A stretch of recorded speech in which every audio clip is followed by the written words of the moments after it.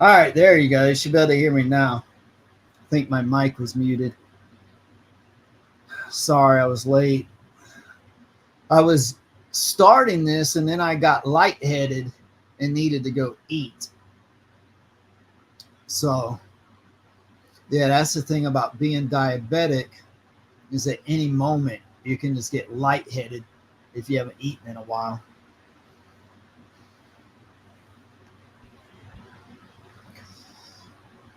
Let me see who's all here. I can't remember. Sky Palmer.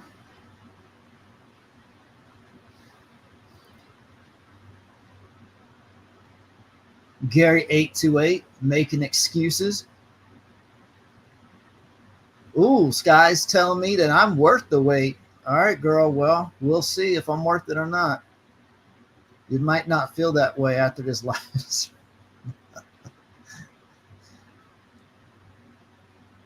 Listen, Paul, that's only for Patreons. $500 a month, and you will get to hear Jenny from the block. That's not free.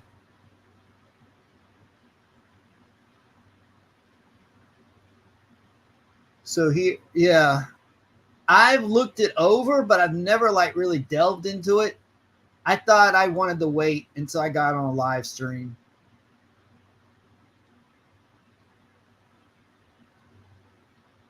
Yep, so Paul has seen it.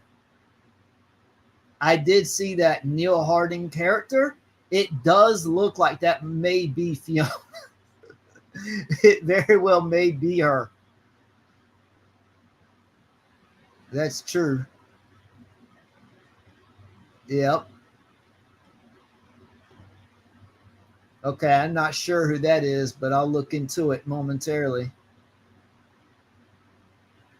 Yep. Yeah, the boyfriend she lives with, you would think that he would be advising her. Yep. She's creative. I've never met a girl that called poetry before. Yeah. Yeah, Paul. Paul assuming that that's a real name.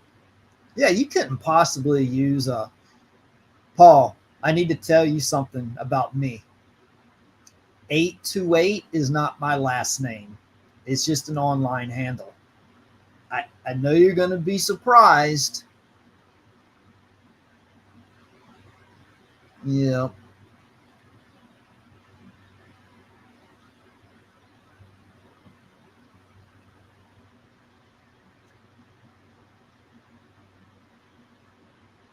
Nope. Just me eating and being late.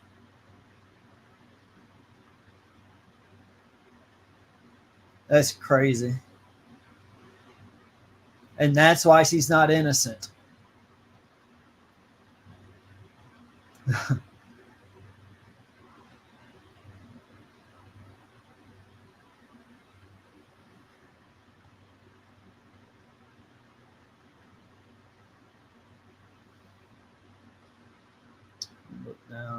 Slim.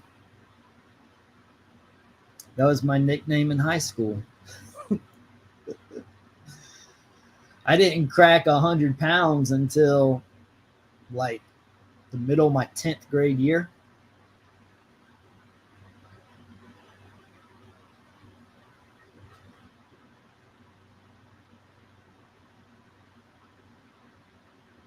Okay, I'm just going down to see who else is here. Rachel.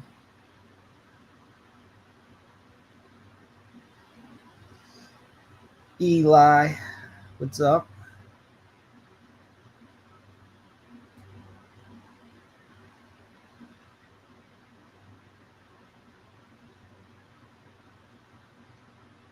Slim is your real name or a nickname?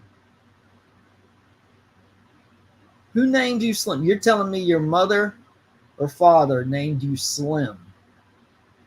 Not just gave that to you as a nickname.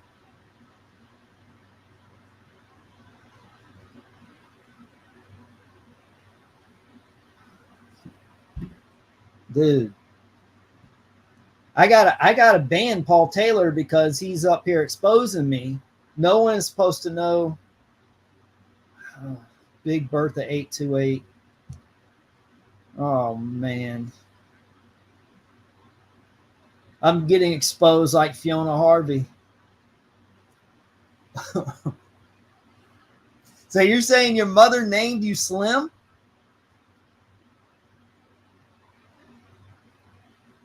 I need a sense of humor. You must not have watched my channel much.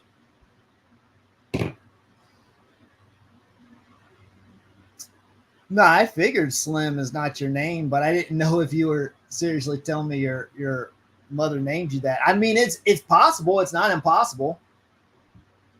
Just hard to believe. But evidently, you don't watch my stuff because I'm always joking. In fact, that's one thing I get criticized for is joking too much.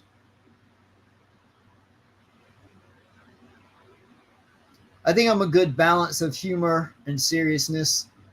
And I think people that get used to me know when I'm joking and when I'm being sarcastic. One thing I don't do is like having to explain when I'm being sarcastic because it should be evident on its own. And if you can't tell the difference, you probably don't have much of a sense of humor, or at least not my kind of sense of humor.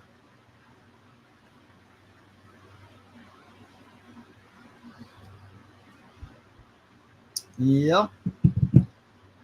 All right.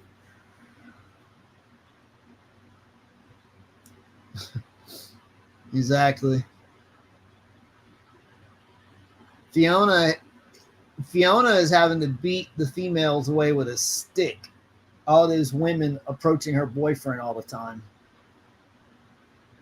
Got to keep a tight lock on him. But he's been doing a really good job of advising her, navigating her throughout this lawsuit. All right.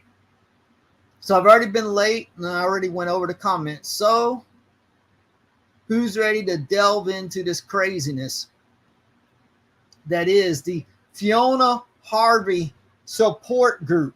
How can anyone...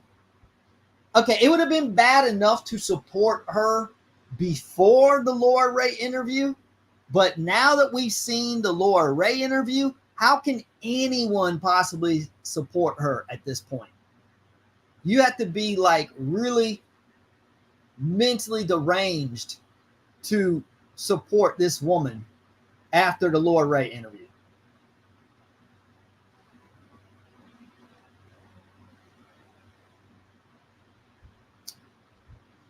All right, let's see here. I'm going to have to go to the Facebook page to navigate around on there, so I won't be able to see your comments.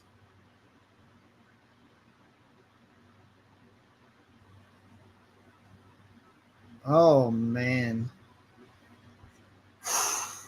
Whenever she walked in the Hadley Arms, there was so much sexual tension. Richard Gadd and the other barmen were always fighting over her.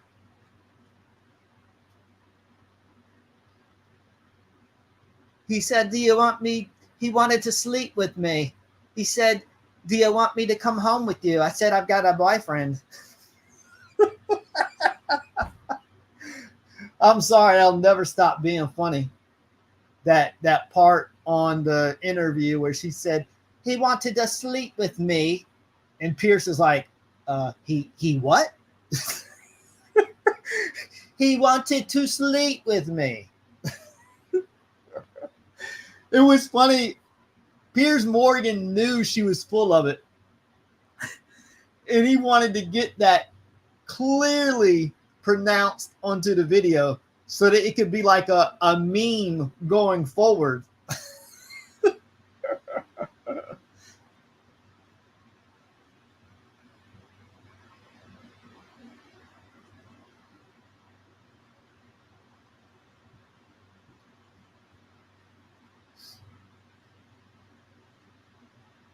Oh, man. Yeah. Definitely.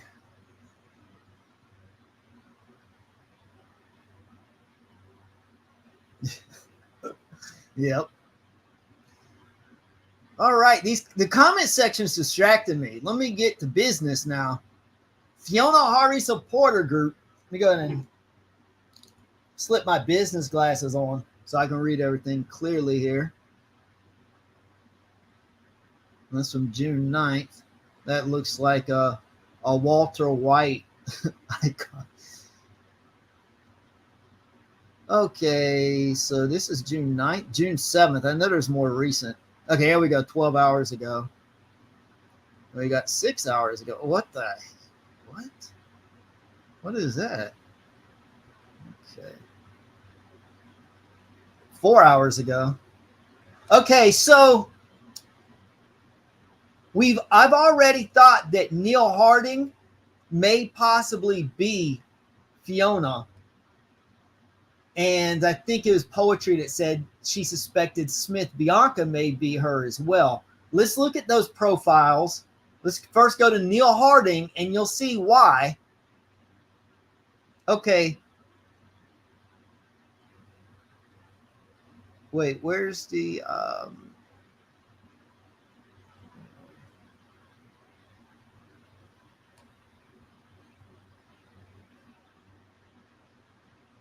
May 3rd, 2024 is when they became a member.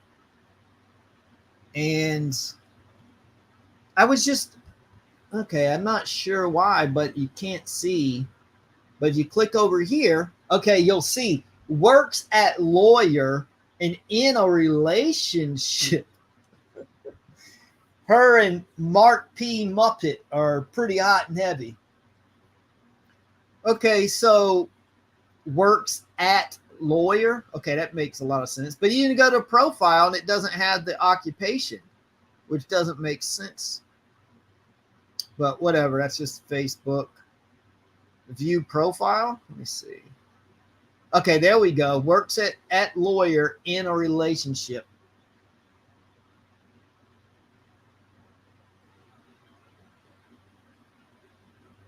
Okay, this profile picture is updated to 2018.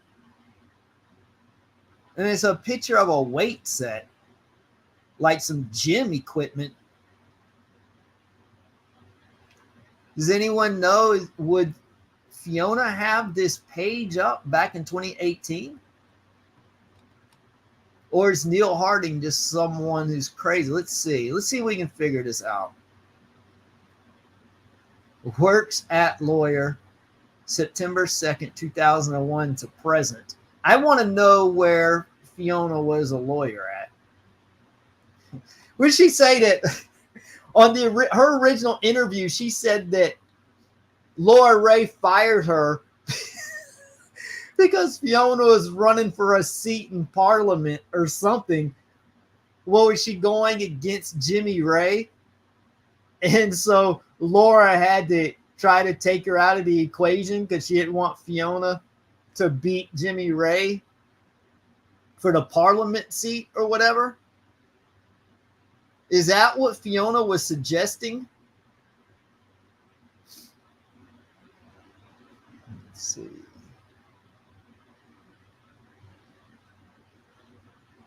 Nothing here. Says male. Is Neil Harding? It says that Neil's a male.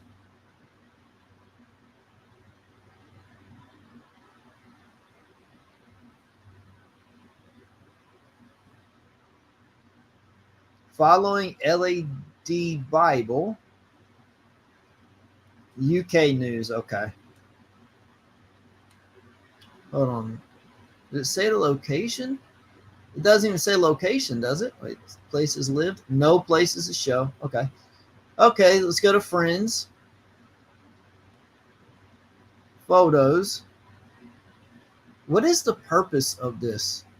This is gym equipment. Okay. But this was placed here 2018. Is there a reason Fiona would put something like that here? So is it possible that Neil Harding is just a Fruit Loop and not actually Fiona? No activity to show. Check-ins. Okay, nothing here. But that, of course, that does not mean that it's not Fiona. Okay, let's see. What else we got? Well, boy, I'm going back. It's a lot of pages here. Okay, here we go. Now, the other one that Poetry was suspicious of was Smith Bianca. Let's look this person up.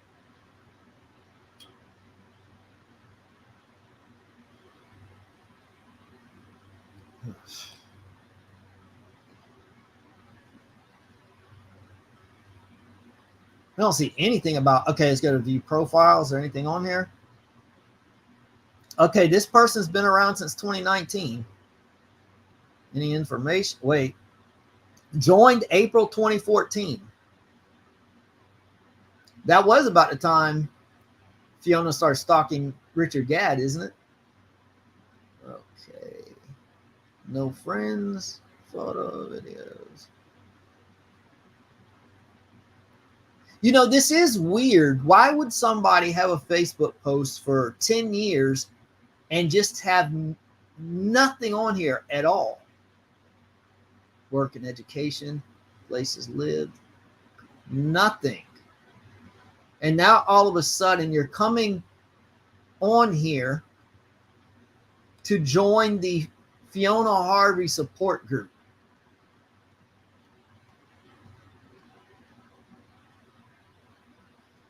Okay. I'm going to be checking the comments in the group chat momentarily. So let me know if you have any questions or comments. Anything I need to point out. But I can't see them right now while I'm on my other screen scrolling through this Facebook page. Okay, so let's go back to the main page here. Okay, real quick, I'm going to go to comments.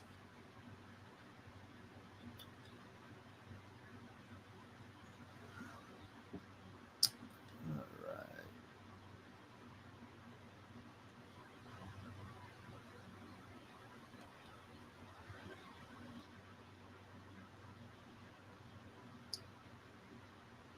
Kayla, hi.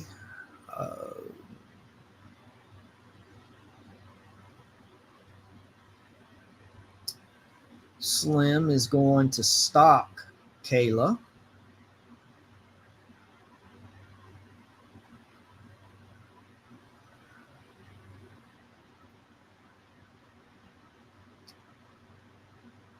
What? Oh my goodness. Why? Why is Rich? What?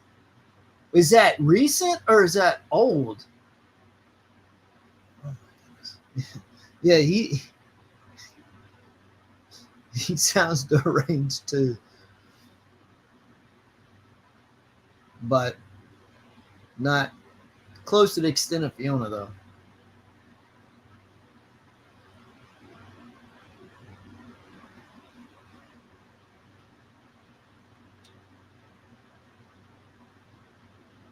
Oh.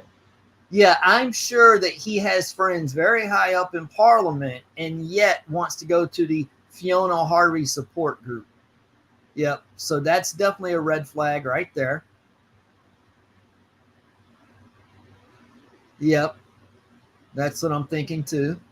A slew of Facebook accounts.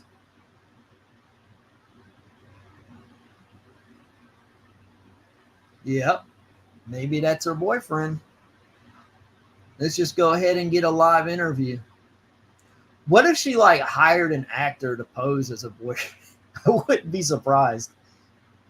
I was actually expecting something like that and possibly still am. That she can just hire somebody to pose as her boyfriend if she wants to try to create more credibility in the public eye.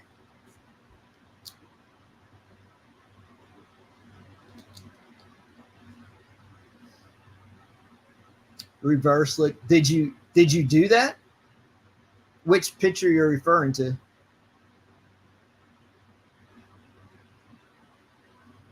Yeah, sometimes she seems like she writes okay.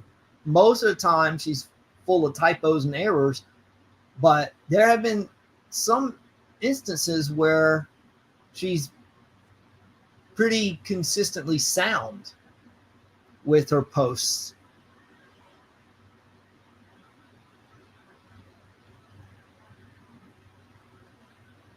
Yep, that's probably something to do with it.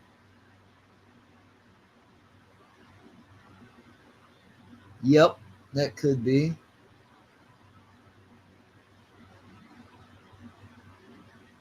Right.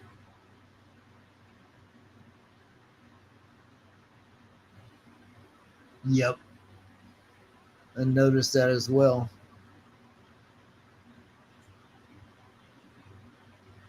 Yep, you can do that. I think like two or three times on an account.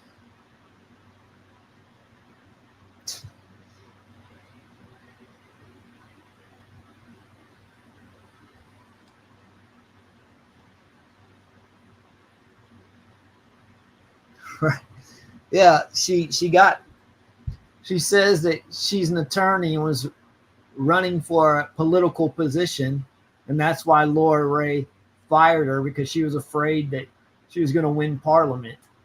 Meanwhile, she's an unpaid. Well, no, she doesn't get paid. She's an intern, a trainee, basically a hair below a paralegal, but she's running around saying she's an attorney. Not only an attorney, but one running for a high political position.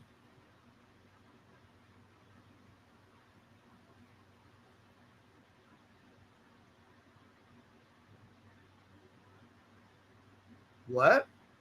I don't know who Fiona is. I've been subbed since you talked about IBM, supercomputer with Alfred. I'm not sure what you're referring to. But yeah. And she's like,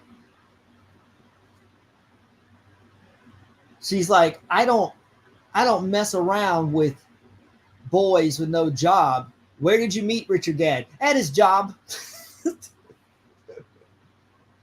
Where did you meet Richard Gadd? At his job at the Halley Arms. But I don't mess around with boys who don't have jobs. You just said you met him at his job. I guess he's not in Parliament. I guess that's what she meant.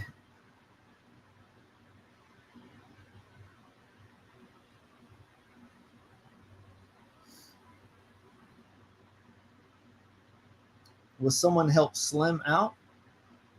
Oh, does anyone want to stalk Slim? Sorry, Slim. No one wants to stalk you. Maybe if you go work at a pub in the UK, maybe you can strike gold like Richard Gadd did.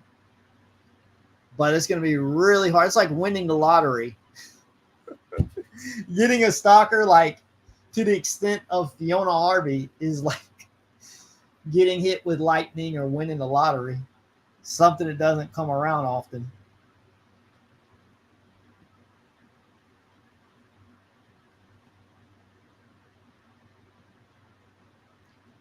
Yeah.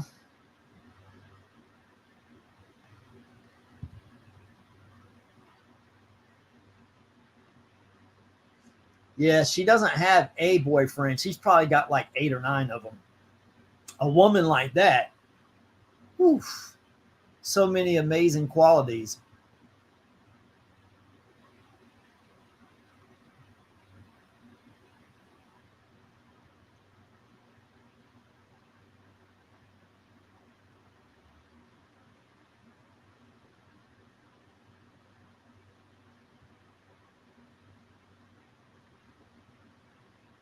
I have no clue what you're talking about. So you must be getting me mixed up. I don't talk about IBM or computers. I don't know anything about that. Yeah, I'm not very tech savvy. I don't remember anyone named Alfred. When I hear Alfred, I just think of Batman's butler, Bruce Wayne's butler. Hmm. She has an angelic voice. Remember, she said that Richard Gadd used to say that she sounds like Susan Boyle when she sings. Yeah, I highly doubt that.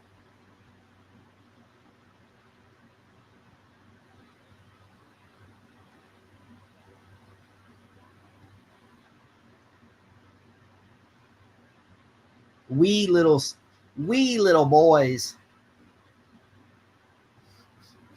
He was a jobbing, unemployed barman.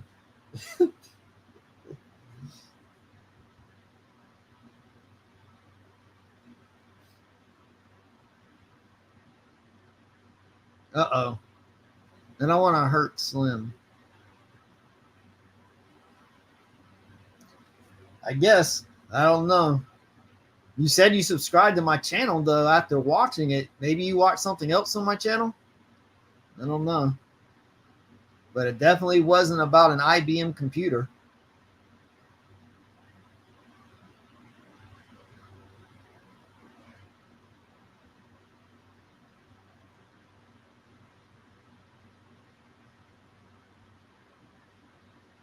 Oh, man. All right, let's go ahead and get down to the group. I don't know why it says newest activity June 9th, June 7th, but then here's something from 13 hours ago, and 6 hours, and 4 hours, and 2 days. So what kind of order are we in here? I'll just scroll down and whatever date's there, whatever. Let's see. How can we newest activity? Oh, okay, here we go. Shows posts with the recent comments. Okay, let's come here to new posts. Let's do that. Okay, here we go.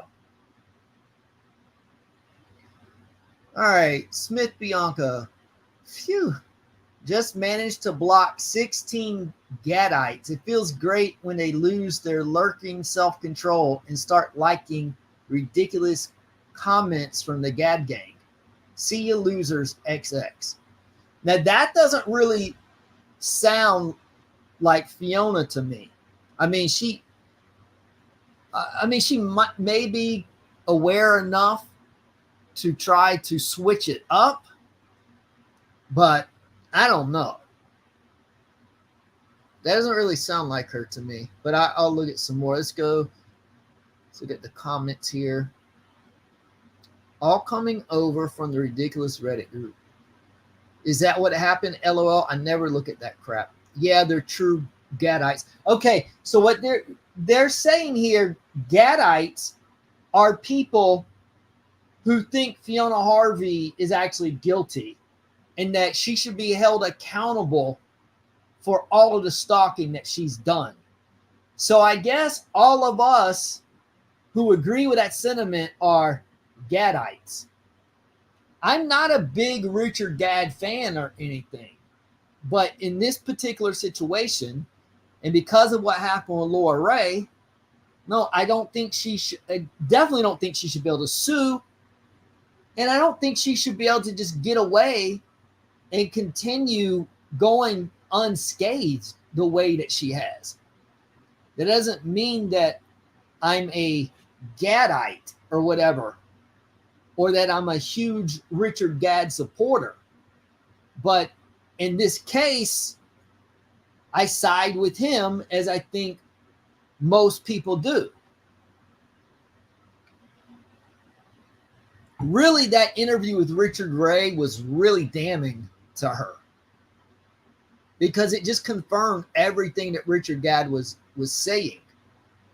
And I know it's coming out more and more that he took a lot of liberties and on the script and everything.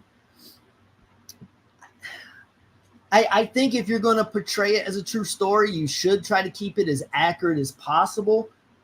But it's definitely, that's the lesser of offenses compared to what she did to him. Now, I did see a video on the lawsuit. There were some death threats. There was one in particular, I think it said, count your days, Fiona Harvey. I'm not in agreement with that. That's crazy. No one should be making a death threat towards her. But at the same time, that still does not mean she should just totally get away with what she did. At the very, very, very least, she needs to be put on probation and like reporting to a mental health care facility or even law enforcement every month or every other month, just to be able to get an idea and monitor where she's at mentally. I know she's older now because I guess she was like, what, in her 30s when she did what she did with Laura Ray. She's now close to 60. So I don't think she is as much of a threat now as she was then. But at the same time, she's still running around spreading all these lies on her Facebook account, especially about Laura Ray. Richard Gadd as well, but especially Laura Ray. On that last video I did, if you come to my channel,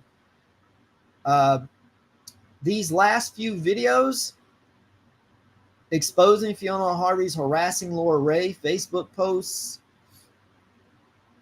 you can really see all the stuff she did to slander her. And right here, where I go over the interview, and then part 2, I go over that interview. So by these 3 videos, you can really see what she did to Laura Ray. And for that alone, even if it turned out that Baby Reindeer was completely made up, she should still be held accountable for what she did here. How do you call up social services and report child abuse from one lawyer who let you go and then do it to a second lawyer who let you go? If you get caught lying to law enforcement, whether it's the police or social services or whatever, any kind of agency where you get someone else in trouble, you should be arrested. I don't want to say certain words on here because the live stream can get taken down. But I'm going to say the word assault. That's going to replace the R word. Anytime a woman goes to the police and claims that a man has assaulted her, automatically she should get the benefit of the doubt and it should be investigated. And if it's true, absolutely they should be put in jail. But if that woman lied and went to the police and said it was assault, she should be arrested. You can't lie on people like that and just expect to get away with it. But there's no laws in place really to help protect the innocent. And I mentioned on one of these videos I did, even if your name gets cleared and it turns out that your accuser was lying, you're always still going to have that stigma attached to your name that you assaulted a woman or that you abused your kids or whatever. It's a stain for the rest of your life, for your legacy. You're always going to have that stain. Because then there's going to be some who say, well, yeah, his name got cleared, but, that's just because he got a good lawyer. He really did it, though. People are still going to be suspicious of you because they may think you just out-lawyered the system. So that is why this should be taken seriously. And notice she already did it to one lawyer. called social services, lied, and said he's abusing his child. Now, why did she? So what happened? Because she didn't get any kind of consequences, she did it again. Because she fears no consequences. Because it's hard to really prove with concrete evidence, oh, this person is, making stuff up. They're making stuff up. So that's why she can just slither away in and out. She can just be very vague about it. If it turns out that there's any kind of proof, she can just say, oh, well, I thought he was abusing his child. Oh, I thought she was abusing her child. And she gets away with it. There need to be laws in place to protect the innocent. And there needs to be like public declarations vehemently promoting that this person is innocent and clear their name to remove that nasty stigma attached to their name. But because these laws and these rules are so loose, that's why the accuser, even if lying, continues to get away with it. That's why these women are not afraid to lie. Well, I mean, men do it too. I'm not saying women are the only ones who lie, but I'm talking about in the case of Fiona lying on that first attorney and then Laura Ray. I mean, can you think of anything worse for a woman to lie and say that a man assaulted her? Because what you are doing is, if it comes out, the truth comes out that you're lying, what you're doing such a disservice to women out there who really are assaulted and want to go to the police, but then the police are like, yeah, she's probably lying, just like this other person in the past did. They're going to start doubting, and they're going to make it harder and harder to come up with concrete proof. And, an assault like that is really, really hard to prove. That's the gray area, and why it's so hard on women. Because, if they don't have camera footage or whatever, and, they were alone with this guy, and then he did that, it's her word against his word. So it's a gray area, and it's very unfortunate. But that's why if a woman goes to the police, they should thoroughly investigate. And a lot of times they can get to the bottom of it. They can get to the truth. You just need to take it seriously. But if a slew of women are caught lying and making this up, then it's going to make the police not take it serious. And that hurts women who really are assaulted and are truly trying to get justice. So you're hurting women in general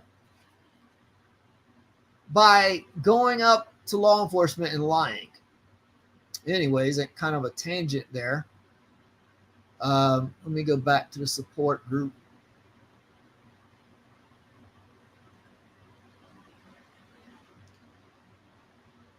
I never go on Reddit. Sashay away. I don't know what that's about. Okay, I don't even want to look at that. Here is my thoughts. Isn't it? Here are my thoughts. Let's see. Who's D. Harris? Okay, this seems like a real person. Let's double check. Okay, she got a picture. Well, what is this? Wait, hang on. Is this a photo with a man? Wait a second. And here, she's going skydiving with a man. Oh, that's probably the instructor. So you mean to tell me that some women who are in relationships with men actually have some photos with the man? That's so bizarre. Because Fiona's got so many boyfriends, but not a single photo of any of them. What is wrong with D here? Let's look at her profile. What is this? Look at this. There's all kinds of, she's with other people. Wow, what a concept.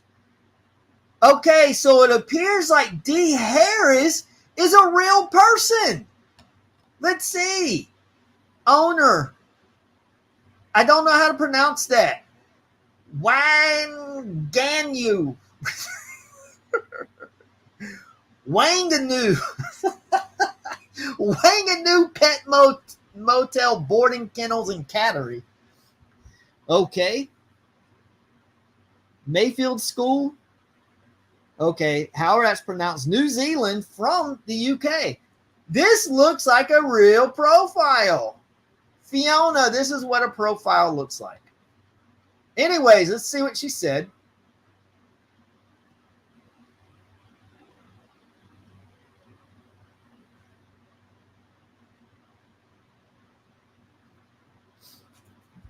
Here's my thoughts. I think that they both need to help in certain areas. Who don't? Okay, I agree, but isn't it who doesn't? Fiona just wants to be loved and did not know the right way to approach it. Everyone thinks different ways. That is what makes us all unique. We learn every day and we all make mistakes. No one is perfect. I agree. I agree with her sentiment. But the problem with Fiona, like, Fiona just wants to be loved and did not know the right way to approach it. I can agree with that. So the emails to Richard Gadd and going in there constantly talking to Richard Gadd, okay, I could understand that. But for what she did to Laura Ray, this does not cover that. That doesn't make up for that.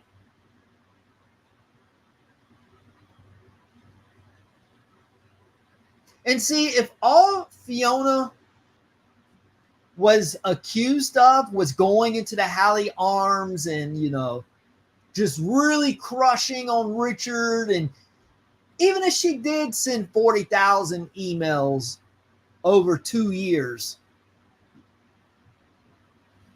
that's crazy.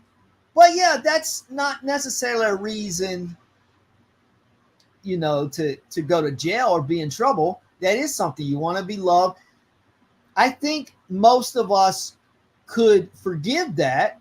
You know, we'll say, hey, you know, you really need some therapy because something is not right at your core for having these tendencies.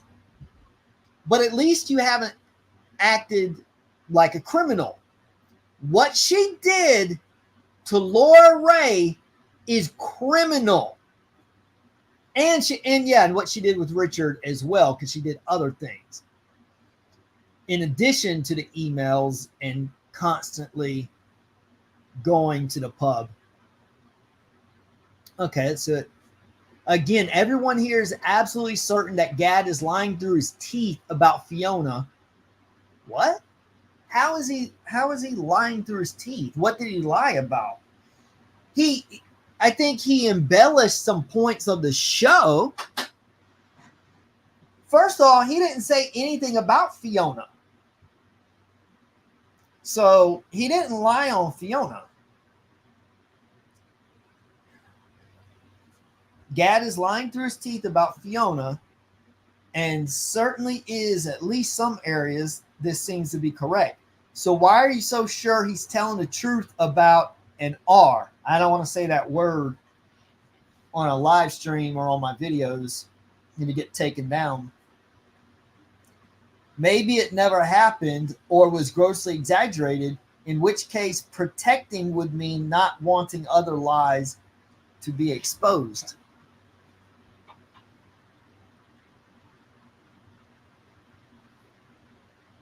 I think he is lying on some, but not all. It takes two to tango, and they both had left feet. I feel that this is one thing that really annoys me about Facebook. You have to keep pressing. See, I gotta. Why? Why did they not just simply open this comment as well? Why do in this? Why do I have to continue opening these up? I came here. It said there were 7 replies. When I click open replies, why do not all 7 just open up? And they'll do that. It drives me crazy. There will be a post and it'll have 3 comments. Only one will be on there. Press for more. The second one opens up. Then you have to press for the third. Facebook, how hard is it to simply post all 3 comments without always having to manually click on the other reply? Come down here, click on this. Is it really that difficult? Anyways, I feel that was made up to add to the story. The end of Baby Reindeer when she got convicted, and she claims that wasn't real, basically seems like just a way he could wrap the story up. Because at that point, he was wrapping things up. He probably should have done it in a different way, but it does not discard the things that she did. It doesn't make her innocent. It doesn't make her a victim. And yes, it should be clarified. If she was not convicted, it should be clarified. I agree with that. I saw a comment someone made. I think it was on a YouTube video. They said what they should do is they should write an 8th episode, another episode, and that the part where Fiona or Martha was sentenced should have been a dream, and he wakes up and then just kind of redoes how it really kind of ends and just kind of redo it. It's an interesting idea. Didn't Richard Osman say everyone in the industry knows who the assaulter is?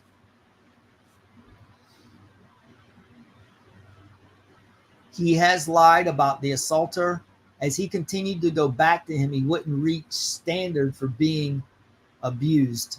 In other words, a court would find it to be consensual. See, that's crazy too. If you say that someone assaulted you and then they come back and say it was consensual, that's a nightmare. Because unfortunately, the court of law, it's not so much about the truth. It's about what you can prove. How do you prove something like that? That is just a nasty situation in which you just hope for.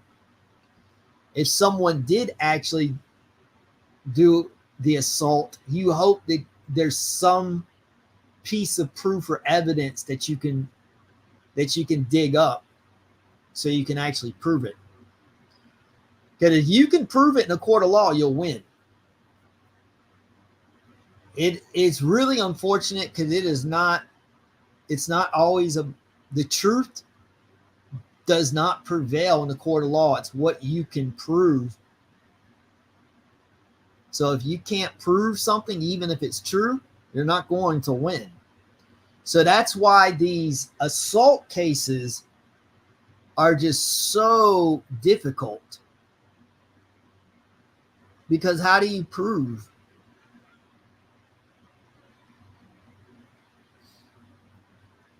I think you need to educate yourself on coercive control, consent, and grooming before you accuse people of lying and assuming they wouldn't go back. I've done a lot of work in those areas. Thanks. maybe you could be a little less judgmental and realize you don't know about real life. Also, I know from experience about going back to an assaulter. The police laughed at me and said I consented because I went back. He would be no different if he made that complaint. Apparently, it doesn't meet standard. And see, that's unfortunate. Man, those kind of cases, there's so much gray area. And the victim knows, obviously, the victim knows if they were assaulted. But how do you prove it?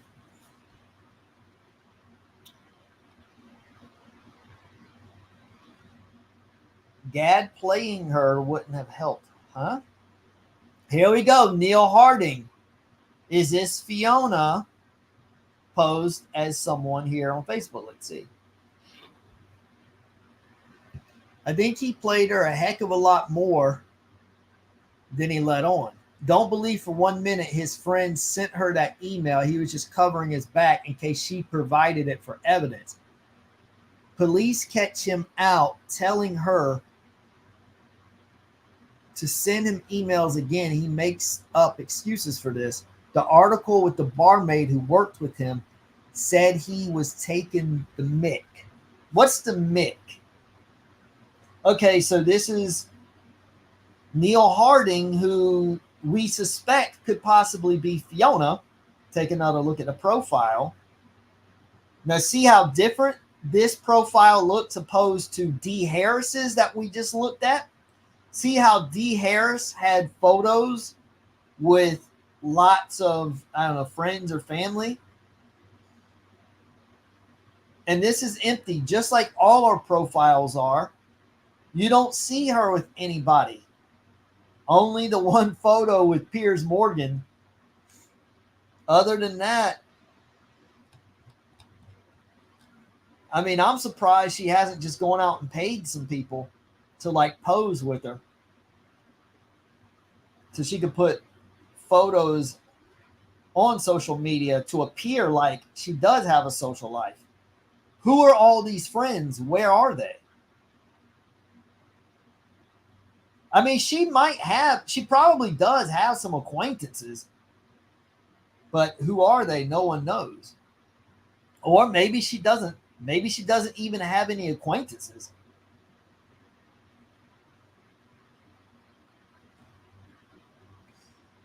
Okay, where was I?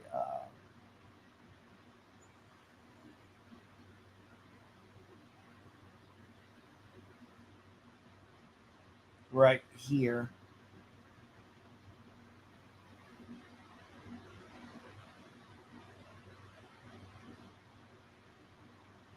I think so too, to flatter himself and to fit in when he probably didn't. I reckon he sent the email. I'm sorry. As much as many problems as he had, I doubt that he was really heavily leading her on like some people. I just don't believe it.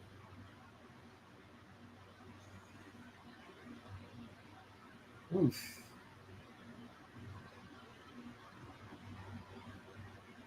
Okay. Trying to see if this looks like a legitimate account.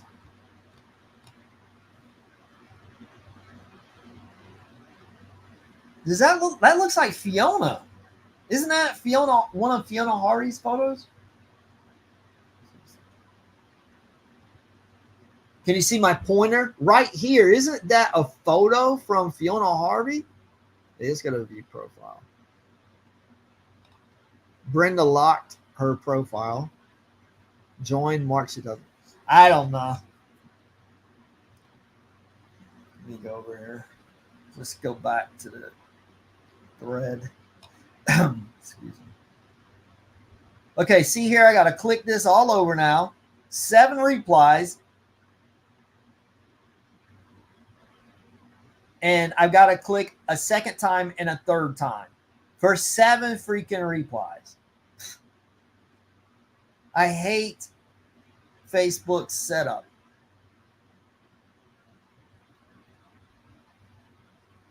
See, look at this. I've got to go here and press this again. You couldn't have just shown all 3 replies. I've got to keep clicking. I mean, if you do this one time, it's not a big deal. But imagine if you're going through a lot of posts at one time, but you had to keep pressing. There'd be like 5 comments. And you press 5 comments, but only 2 open up. Then you got to press it a second time and a third time on every post you're going through. It's just really annoying, and I don't understand why Facebook has that terrible setup.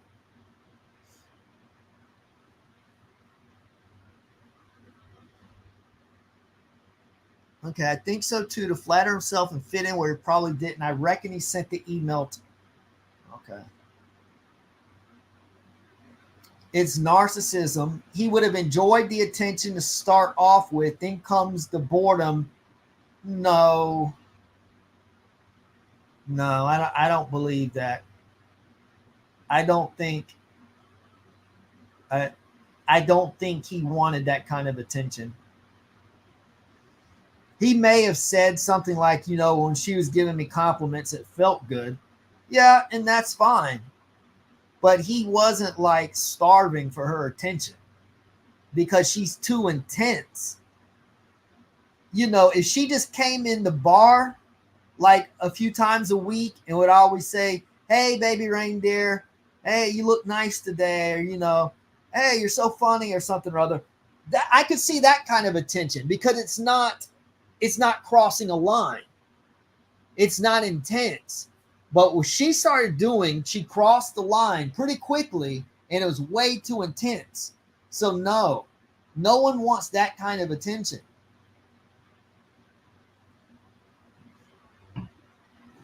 If it helps, I've had a narcissist say similar stuff about me, including the forcing myself on him thing. Okay, who is this person, by the way? Okay, this seems to be a real person. All right. Does no one think the 41,000 texts is odd of emails? My question to him is, why didn't he tell her to get lost after 4 texts, then blocked his phone? Somehow seems weird to collect texts, especially this. No, I can tell you exactly why. And I'm speaking from experience. Because you're really thrown off and you're not sure exactly what it is that you are witnessing here. So you just kind of let them continue on because you want to see what they're going to do next. Not because, oh yeah, I love getting 200 emails in a night. That's awesome. I'm so lonely. I really want this attention. No, you would get freaked out, but then you'd want to collect evidence. So it makes total sense. Also, if he told her to get lost, he's probably afraid of how she may retaliate, because you don't want to set someone mentally ill off who is capable of making up, creating stories and accusations against you. So that's totally why he didn't say get lost. And also, most people don't just want to tell someone, get lost, loser, leave me alone. Most people don't talk like that. Especially as someone who is always coming into your workplace. You can imagine how awkward that would be. And it could create some type of potentially violent situation if you suspect that they could retaliate a certain way at your job, and then you end up getting fired because you try to give your part of the story, and then management's like, yeah, I understand your position, I'm really sorry, but yeah, I can't have you on with these accusations. So I have to let you go. I'm really sorry, Richard. I know you're a nice guy. I believe you, but it's just creating a lot of bad publicity for the pub. So I have to let you go. Because if I don't let you go, then it all falls back on me in this pub. And I can't have that. So again, that's why he simply didn't tell her to get lost, as this person suggests, as if it would be that easy, and as if it would actually stop her. It probably would get her to email even more.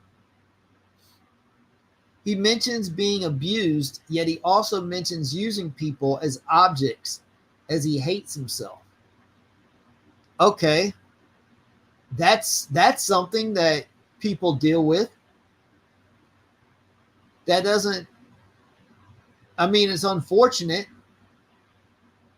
but it's a fairly common thing. There's a percentage of people in society that deal with that. It doesn't mean that they're unhinged. Wouldn't the reasonable thing to do here would be to get a therapist and not exploit up? See, when you are a screenwriter, you write about your experiences. So writers write. So what are you going to write about? If something's heavy on your mind, see, this person who wrote this, they're not a writer. And if you're not a writer, you don't understand. If you want to write a novel, you want to write a screenplay, whatever it is you want to write, and writing is therapeutic. So if you have the gifting to write inside of you, if that's part of your DNA, your design, you're going to write. And therapy, yes, therapy is good, but that's in addition to the writing. It's not in place of the writing. Now, if you're not a writer, of course you're not going to write about it. But if you are, then you will want to. He has also never come forward to apologize to Harvey. What? For basically impacting her life. She impacted her own life. He's kept very quiet. Of course he's kept quiet. Why would he not keep quiet?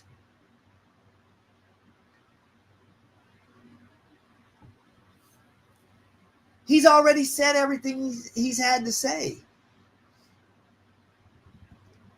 See, this Michelle Chalmers is the narcissist. Why should he have to apologize for what? What does he need to apologize for? Hey, Fiona, I'm really sorry that, you stalked me. I'm really sorry that you sent me 41,000 emails. I'm really sorry that you left me 350 voicemails. Yeah, I just want to let you know I'm really sorry for that. Has Fiona apologized? Fiona's the one who should be apologizing. And she's very unapologetic. She makes excuses for everything, but yet this Michelle Chalmers wants to say that Fiona's the victim and that Richard is the narcissist who owes an apology. These people are scary. And this was, let me see, when was this posted? This was posted 13 hours ago or 7 hours ago. So the Laura Ray interview's been out for a week and a half. So this person, I'm sure, knows what Laura Ray said in the interview, but yet here you are saying that Richard owes her an apology.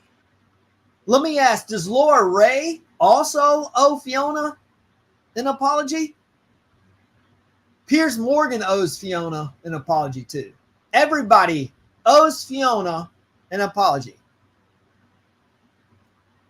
A narc is known not to talk as if you say nothing, you've done nothing. See, this is so manipulative. He claims he's an empath. If this was in fact correct, he would have asked Netflix to shelve and paid her for his part in ruining her life. How did he ruin her life? What was so good about her life before? What? Did she get fired? What did she lose? Ruining her life? So no, Gad is not a victim. He's not been assaulted, and he's not an. How do you know? How does Michelle Chalmers see? This is okay. I got to take a break. I'm getting pissed off. Okay, I'm looking at the comments now. I gotta take a breather. These people up here making these excuses like that.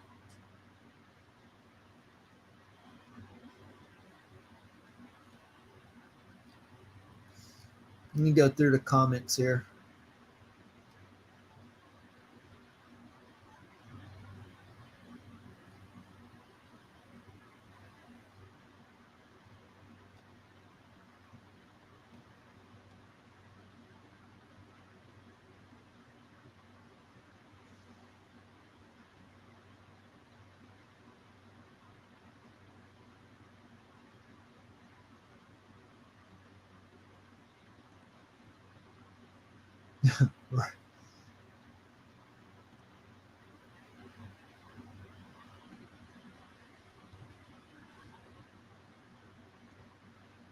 Yeah, the Neil Harding comments don't appear to have typos, do they?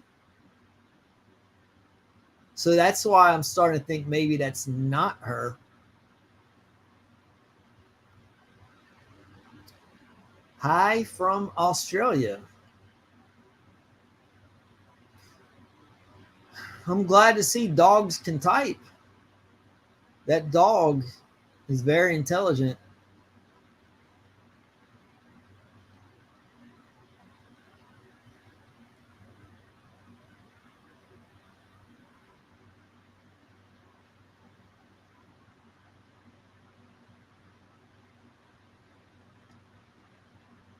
Yeah, that sounds like Fiona.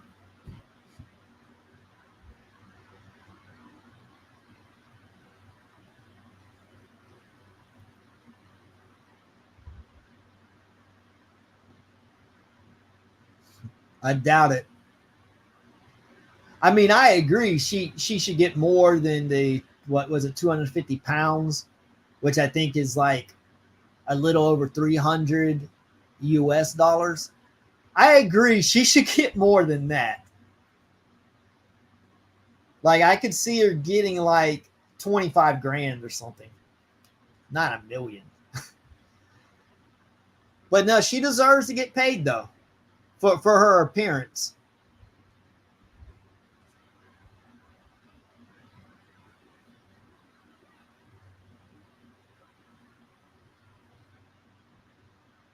Yep. She is. She is jealous of her.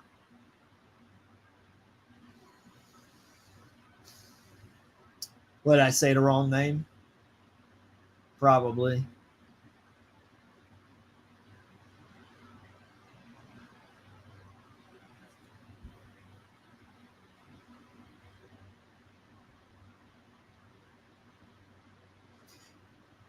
Yeah, I am not sure, but no, nobody should be threatening sending her death threats.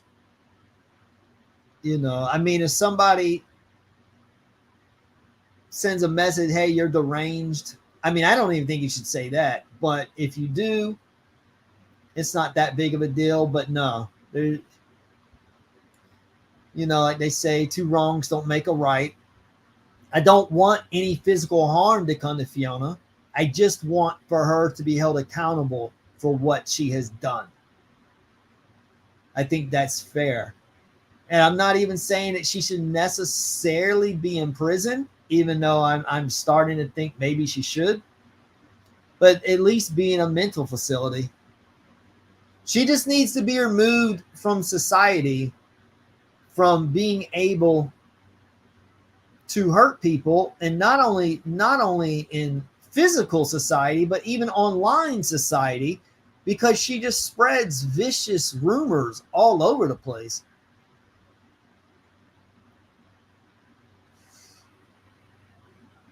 Yeah, she does have a mental problem, but she also is aware enough to know what she's doing. That's why she lies when she gives fake names, when she reports people to social services, because she knows what she's doing is wrong. If she was just totally 100% mentally ill and that's what was driving it, I think she'd have no problem saying her real name, because she wouldn't compute in her brain that what she's doing is wrong. So the fact that she can compute in her brain that what she's doing is wrong, that's why it's not a mental illness driving her.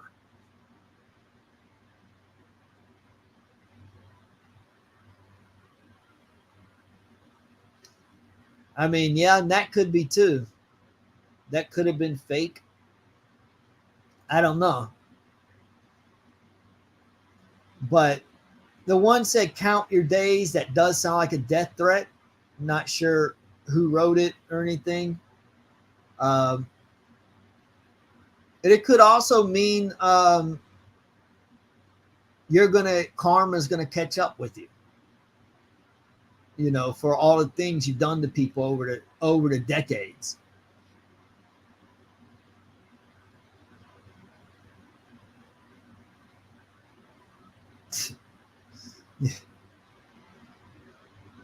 She headhunted me. She recruited me. And then the truth comes out. She was stalking Laura Ray, begging for a job to be a trainee. But yet she said on the interview that she was like some established attorney who was running for a political position, a seat in parliament. And she's so good at employment law that Susan Ray recruited her. Yeah,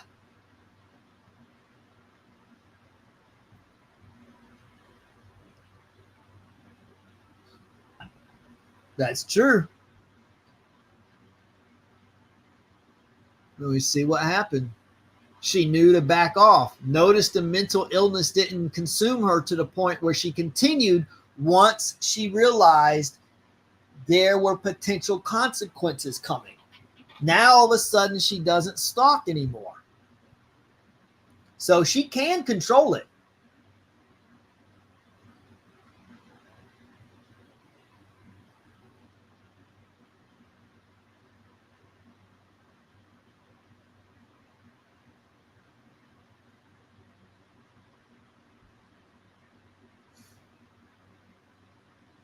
Andrea, what did you have, like a Rottweiler? A Rottweiler stalking you? Andrea Moore is so cute. It's a really smart dog. Look how well she types. I am glad in 2024 that dogs can text like this. Hopefully cats will catch up and they can come on here and text too. But yeah, I can, judging by your picture, I can see why that Rottweiler stalked you.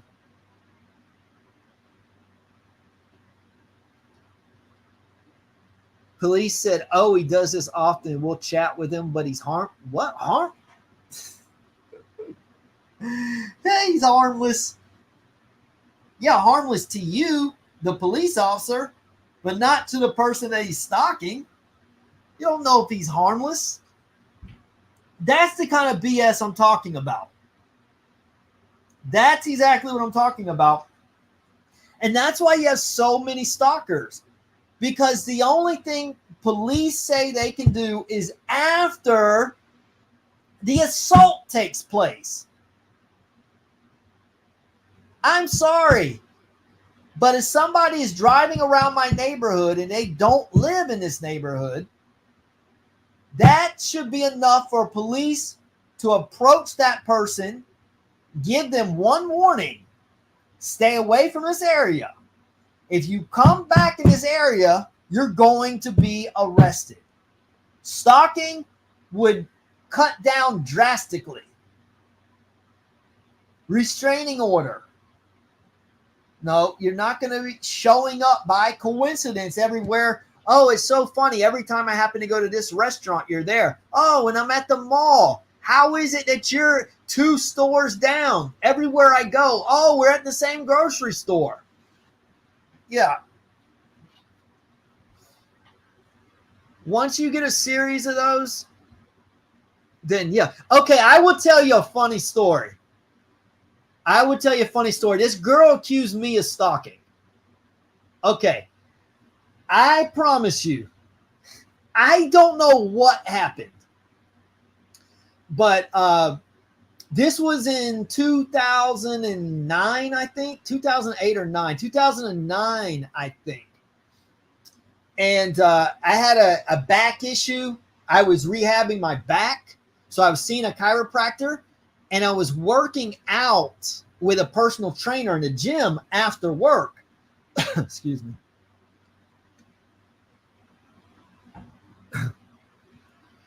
The trainer could only meet with me at like 9 o'clock at night for our workout sessions.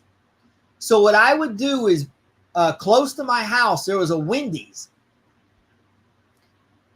Between 6 and 8 o'clock, 1 to 2 to 3 hours before my session at 9 o'clock, I would go to Wendy's and get a couple cheeseburgers because that really fueled me to work out.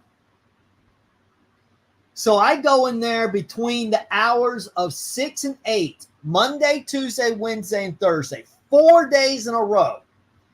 And by coincidence, this one girl that worked there, I didn't come in the exact same time every night. I came in between 6 and 8, 4 nights in a row. One time was like 6:30.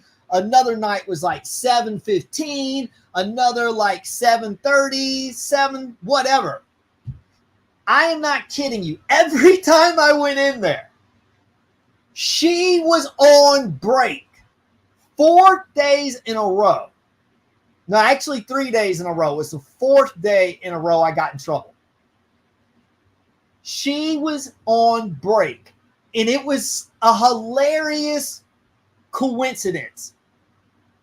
Now, she's taken my orders multiple times in the past, so I've talked with her just briefly, just while she's taking my order. I never flirted with her. I never said anything inappropriate. I might have made some like little silly jokes. I do that with everywhere I go. I joke around with service people as they're checking me out and stuff. Like maybe I'm asking them for something for free, or I'm saying, hey, yeah, knock 50% off my order or something. It's something dumb. Obviously joking. So anyways, I go in there and she's on her phone. She's like sitting in the dining room on her break on her phone. The next day I go in, she's sitting in the dining room on her phone. I walk up to her. I said, dang girl, don't you ever work? Get off your phone and go to work. I was joking. The next night I come in at a different time. 3 nights in a row, she's on her phone in the dining room. I say again, man, all you do is play around. You don't ever do any work here. I'm smiling. I'm joking. The next night, I show up. The manager approaches me and says, you can't be in here anymore. You're stalking this girl. And I'm like, what? They're like, yeah, she feels very uncomfortable. You're stalking her. And I'm like, so here's the difference between me and Fiona. I'm rattling the cages. I'm fighting this. I'm not like blah, blah, blah, like mumbling over my words. I'm like, hold up. I said to the manager, I said, come here. I said, come and talk to me. So she took me out to the side, had a conversation with me. I was telling her, I don't know what you're talking about. I said, I'm not stalking anybody. I said, I don't know. And then she was working. I went up to the counter and I started talking to her. I'm like, why are you telling people I'm stalking you? I wanted to confront it head on. All the employees are looking around. Everyone's looking freaked out. And they're like, okay, and then the manager's like, I'm calling the police. I said, good. Get the police here so that I can tell them this is BS. I said, I'm not stalking anybody. What are you talking about? So I go outside, and after like 10 minutes, I kind of cooled down, and I say, you know what? I'm just going to leave. This isn't worth it. So I leave. The next day, I go to work. When I arrive home the next day, someone is waiting at my doorstep. I don't know who it is. And I say, can I help you? And he's like, yeah, were you at Wendy's up the street this week? And I'm like, yes. He's like, I'm a detective. And I'm like, good. Let me tell you what happened. I said, I went in there at these random times and she was on break in the dining area on her phone every time, like for 3 days in a row. And I just would tell her, dang, girl, don't you ever work? You need to get to work. Joking around. And he's like, okay. And he's like, well, do you have a red truck? I said, no. And I'm like, why? What's a red truck have to do with anything? Apparently, somebody in a red truck had been circulating the building, and she thought I was driving the truck. I said, I don't have a red truck. He said, I don't even think I know anybody with a red truck. And then he said, all right, well, I think what happened was that this was a series of coincidences and she got freaked out. So he said, what I would do, just don't go up to that Wendy's for a few months. You know, just let this die down. So I said, okay. The manager had told me the night before when I went in there, I could never come back. She said, you're banned for life. And that's when I was like, what are you talking about? Not that I so much care about going to Wendy's, because I can go somewhere else. It's the fact that I'm being accused of doing something I did not do. So my point is, when I was accused of that, I was making it front and center. I was rattling the cages because I knew I was right.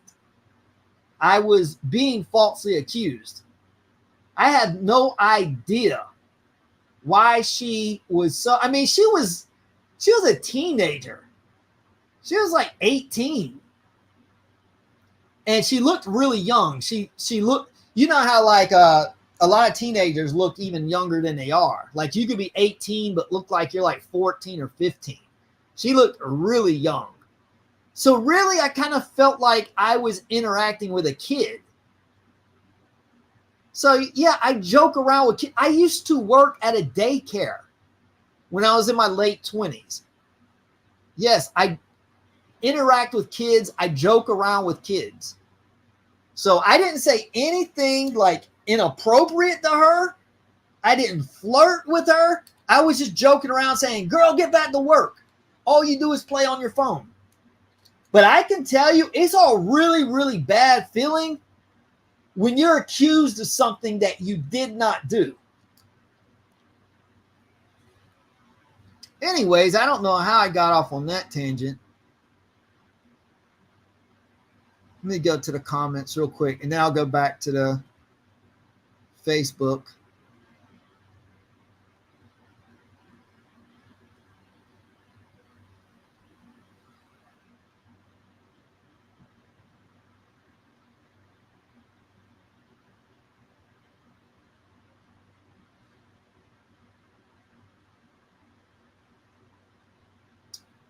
What is she doing? I got lost. I started talking about when I got accused of stalking.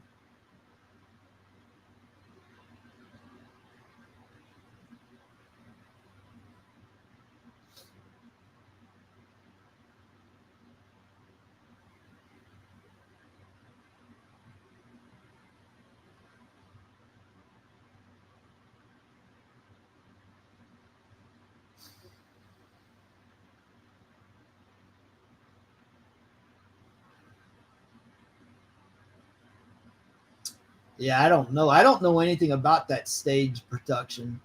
I don't know anything about the play.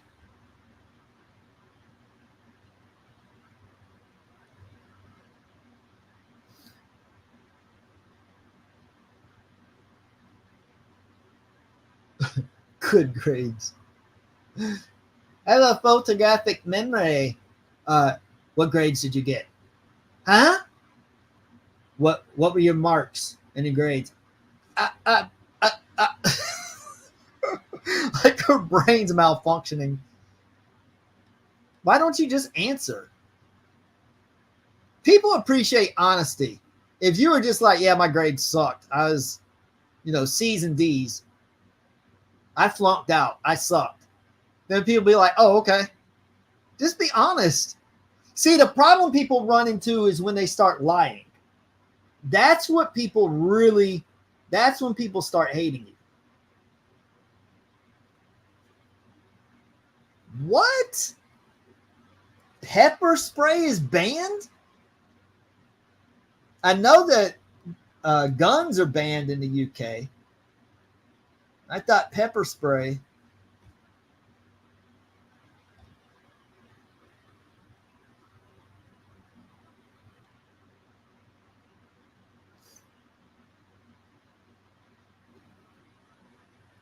They're excusing the behavior because they themselves have done similar things.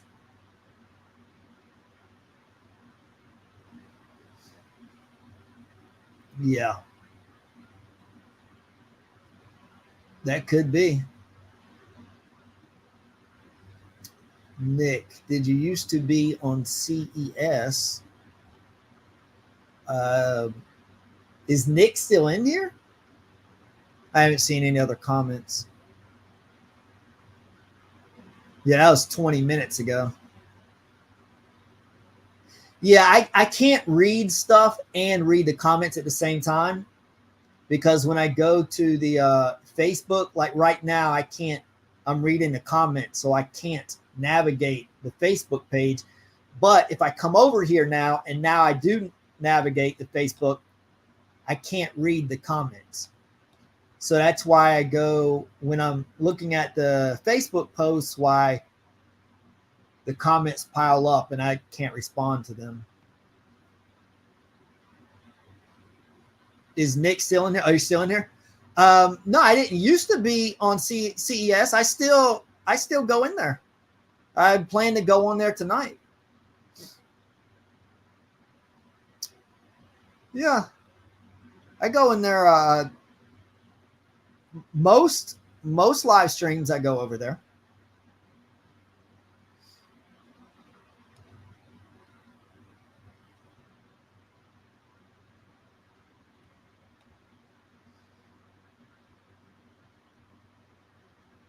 Man, I can't believe that pepper spray is banned. How are you supposed to? I saw this awesome scene. Facebook. This girl was showing out. I think it was in McDonald's. And she like threw this cup of soda at somebody's head, and it like went and it crashed into the window. And she got aggressive, like threatening to fight. And this girl just sprayed her with pepper spray right in the face. And she ran around the whole restaurant screaming, ran in the bathroom trying to rinse her eyes out. So pepper spray helps. If you want to sit up here and threaten people, you deserve to get pepper sprayed. And that's the thing. It'll make you feel like you're dying, but it's not. It's safe. It's just disarming you. You just feel like you're dying, but you're not. You're perfectly fine. Your eyes are just going to be burning for an hour. So don't go starting stuff, and no one will want to pepper spray you. Hey, Paula.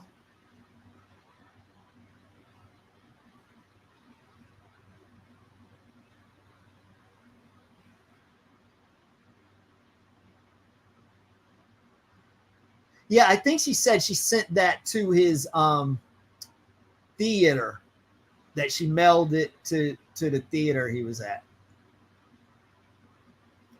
But I mean, either way, I mean, that's not really a big deal compared to all the other things that she's done. Yeah. How do you? How do you? Oh, how do you expect to defend yourself? Yeah, if you can't have pepper spray, you can't have guns. What are you? Are you allowed to carry a knife? But even that, like, take the girl at McDonald's, for example. If you couldn't have pepper spray, you couldn't have a gun, but say you can't have a knife. Well, there's no reason to stab the girl.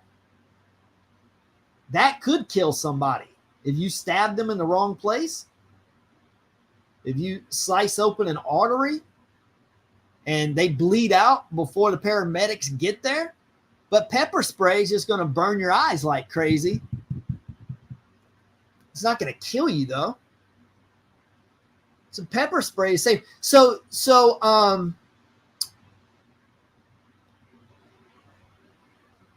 who was it? I'm sorry, who was it?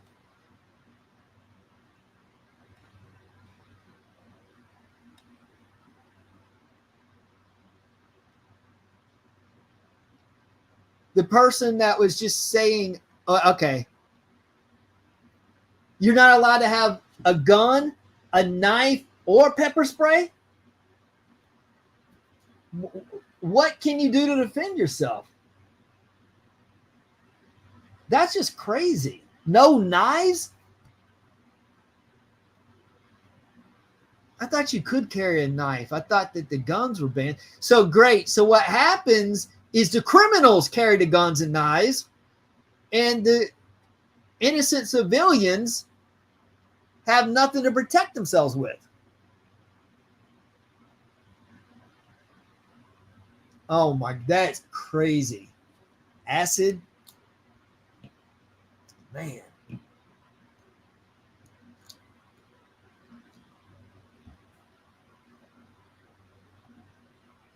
That is crazy. What about at your house? Can you have any weapons at your house?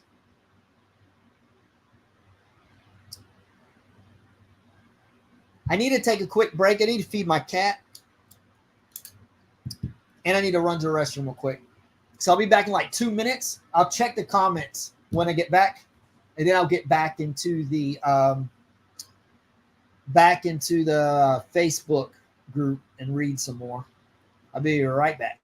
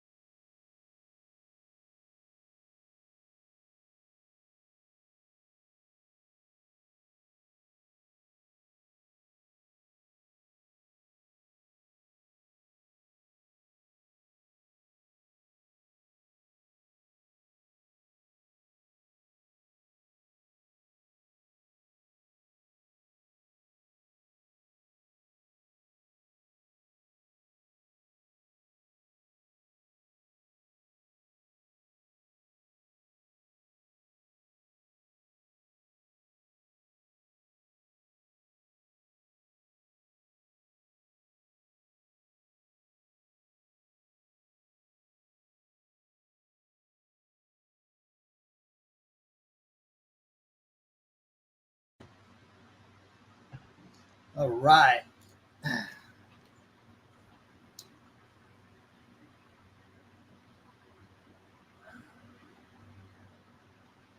In home either? Okay, you can have a knife. Okay.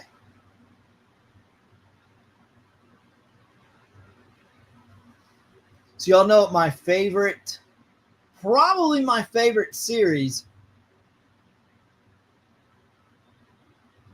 my favorite series, especially in the crime genre, is Luther. How many of you have seen Luther? Is that popular in the UK? Because I know it's on BBC.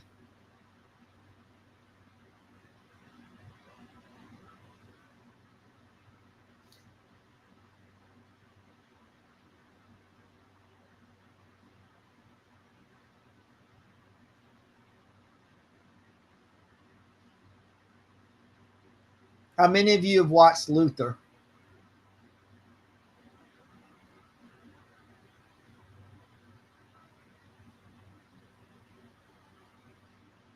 It's so freaking good. At least the first two seasons.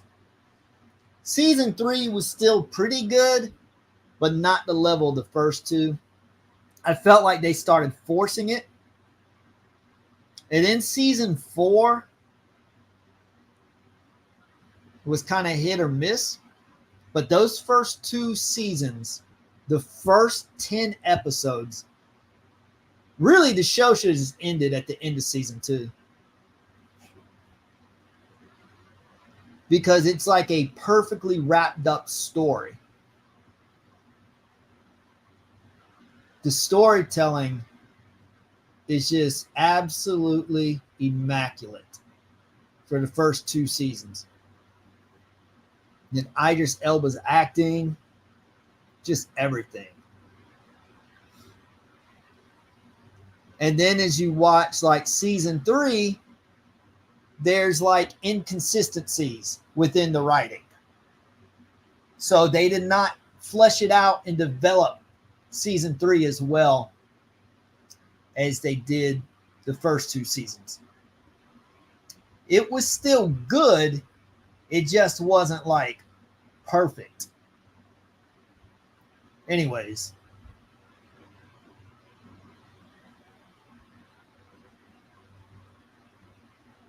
I'm telling you, the end of season two, those twin brothers who were running around committing crimes and murders, and the worse the crime and murder was, the more points, because they were in some cult that went out and committed crimes, and the bigger the crime, the more points they would get. So they were trying to outscore one another.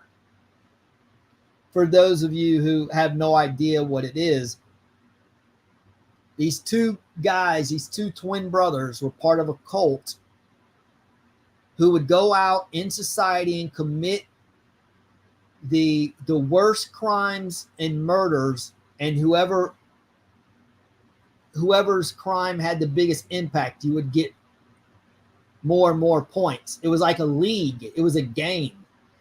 So they were just going out in societies trying to murder people for sport. And then Luther came in. Oh man, that's so creative.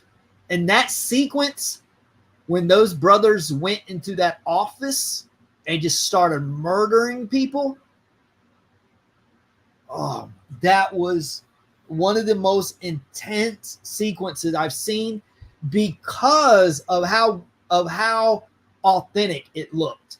It didn't look like a movie or a TV show. It looked like footage of a real killing spree. And that's a testament of the writing and the directing. And then, of course, by the time the police show up, the killers have like police uniforms on themselves. So they blend in with the police, and then they just kind of gradually scatter. The police don't even think anything about them. So that's how they escape. And then that showdown at the end and downtown, that was just amazing.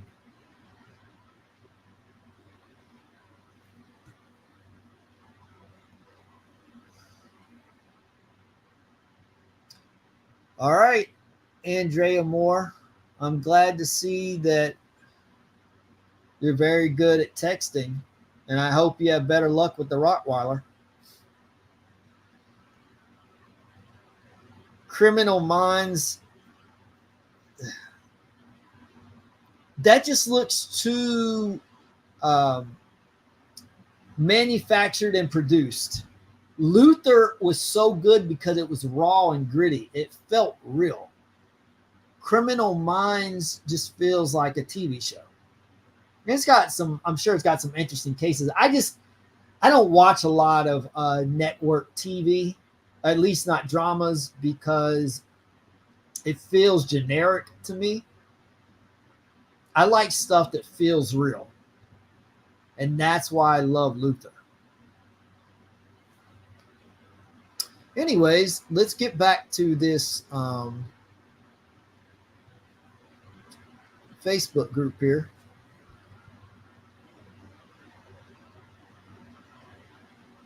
Agree with your comments about Fiona. Regarding Gad is an extreme issue with the need for money and fame that he will protect an assaulter, allowing him to reoffend. He will also throw a vulnerable lady to the wolves and share her childhood experiences for a living. Who did he throw to the wolves? How did he throw Fiona to the wolves? He led her on, and when she got a bit too much for him, he couldn't cope. No, he didn't.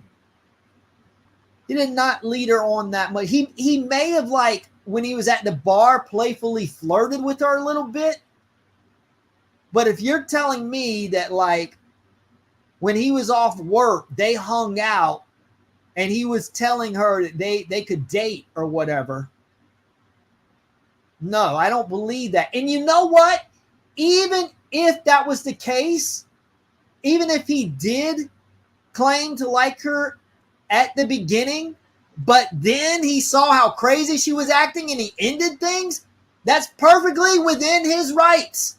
Ladies, let me ask this directly to ladies. How many times have you told a guy that you liked him and you felt like you genuinely did, but then a few weeks, a couple months pass, and the more and more you get to know him, you realize you don't actually like him? That's within your right. People can change their mind. So this whole excuse, well, he led her on. So what if he did? What if he did? What if he told her, I'm in love with you? And then a month later, she started acting crazy, and he's like, whoa, this is too much. Yeah, I don't want anything to do with you anymore. Is that not within his rights?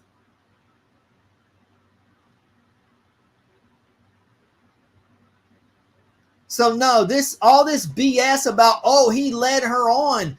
Oh, he led her on, and when she got a bit too much, he couldn't cope with. Yeah, most normal people are not going to be able to cope with someone who acts like that.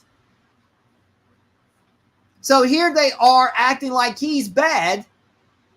And first of all, I don't think he led her on anyways. He probably just joked around with her when she was a customer at the bar. Because I would imagine being at a bar, people just sit around probably joking around with each other all the time. That's what you do at bars.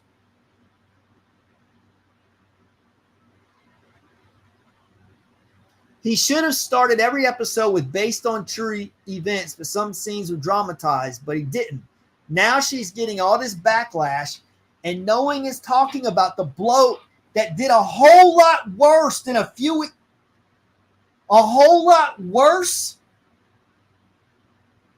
emails. What did he do? What about what she did to Laura Ray? What did he do?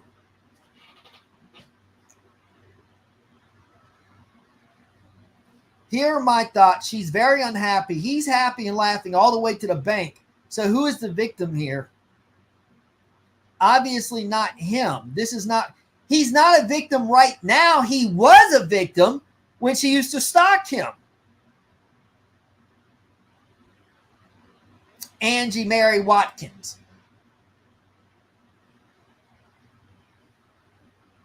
Man, some of these people are crazy. How can anybody genuinely justify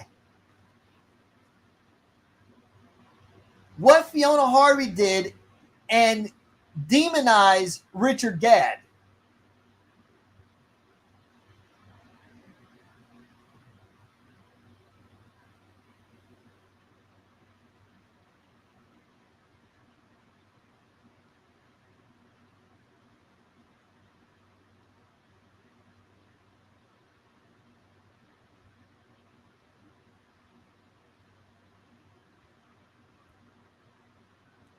Will Fiona be following Scotland's progress in the Euro 2024 tournament? Who does she want to win the GE? Okay, I'm not sure what that is. Joan is awful. Oh, okay. Joan is Awful is a Black Mirror episode. Just rewatching Joan is Awful. I'm thinking Fiona's best option might be to stoke up on burgers and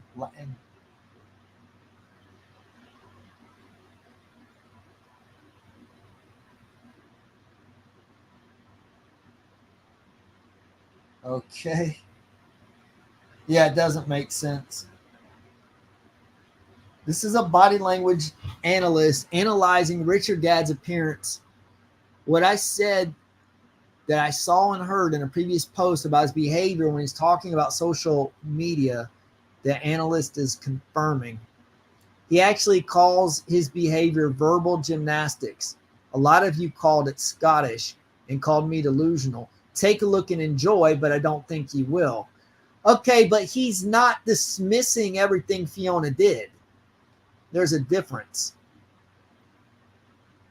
Just leaving this.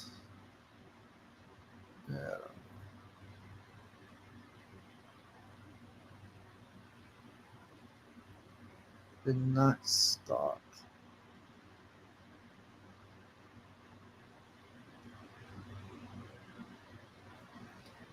Okay, Keith Kennel. Some people have said that this person is Fiona as well.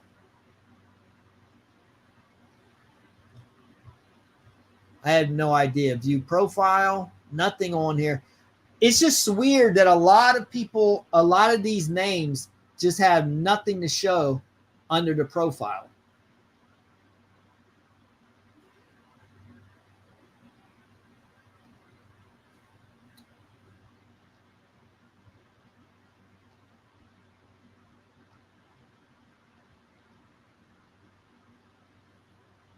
Fiona's lawyer has spoken, and it's certainly an interesting read with the explanation to the most commonly asked questions. I'll be using this as reference when I have the misfortune to speak to a Gadd fan online. Simply Sad would also benefit from reading this.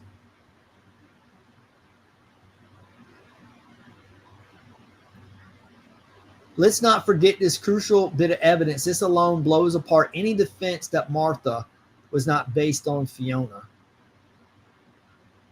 I don't think, yeah, I think that Martha was based on Fiona. So what? Yeah, I don't need to look at this because I already, that means nothing. Just because it was based on Fiona doesn't mean that he's guilty and that she's innocent. Ugh, what is that?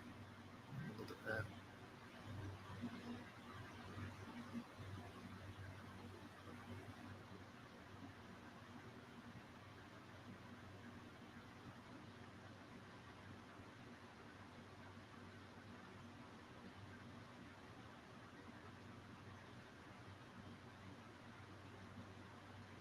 Okay.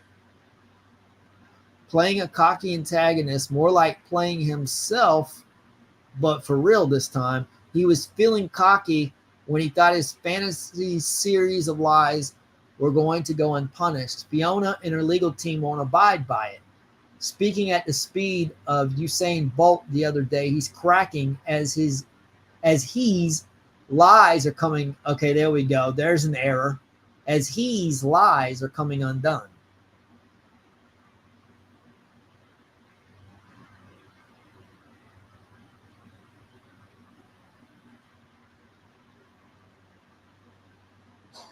So if Richard Gadd plays a cocky antagonist on his next movie, that proves that that he was really the bad guy and that Fiona's innocent.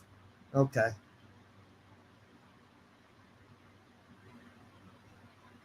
I'm pretty sure Richard Gadd has moved on. The lawsuit will really be occupying Netflix, not him. That's true. Okay, look at this. 9 replies. I'm going to press it.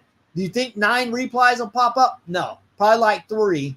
I'll probably have to keep pressing like 2 to 3 times to get all 9 replies. Okay, there's one time. Okay, so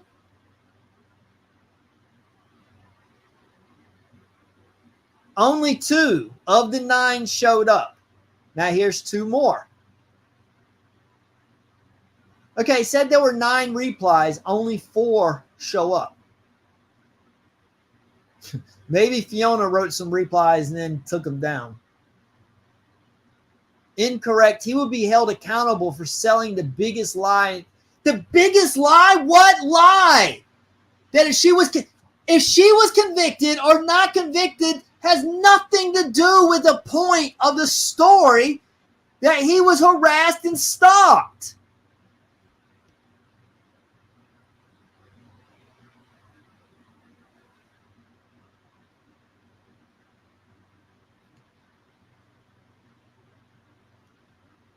The biggest lie in television history. Is someone going to tell him?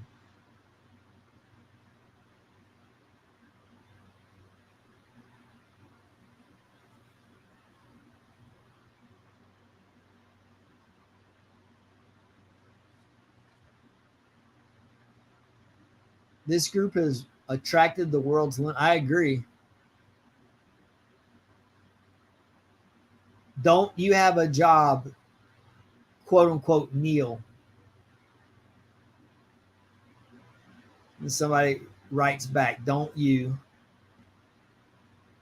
Her real profile is below, and the answer is clearly no.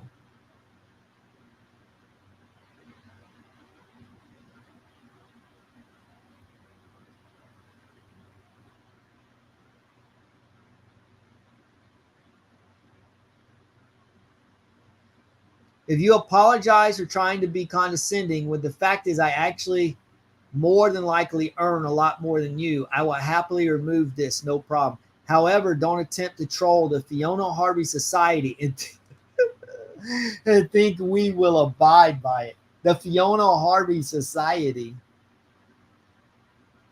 Extremely petty of you insulting someone that isn't even me in the profile, and you to be so offended by a little comment. But to protect my friend, I will say, oh, so sorry. This is not your friend. It is you. I am not offended. I am just teaching Gadites to play nicely while entering the Fiona Harvey Society. Sounds like a cult. More like the Fiona Harvey cult. I asked for an apology, not sarcasm. So try again without the oh. I actually only have this account to go to that friend's wedding, and I need an account to get the wedding details. Not like it's your business, but it is not me, so it's not correct to have her profile here. Is that also a trolling account by any chance? Okay, this is just pointless. I don't care about any of this. Honestly, give it up. It's become very easy to identify you no matter which fake profile you're using here. And yes, there's lots. I'm not fake. Okay. Who said anything about you? Yeah. This is the person. You are completely incorrect considering your background pictures of a naked man and some weird octopus nonsense. You are clearly another unstable gadite. Okay, let me see. Has this person got a...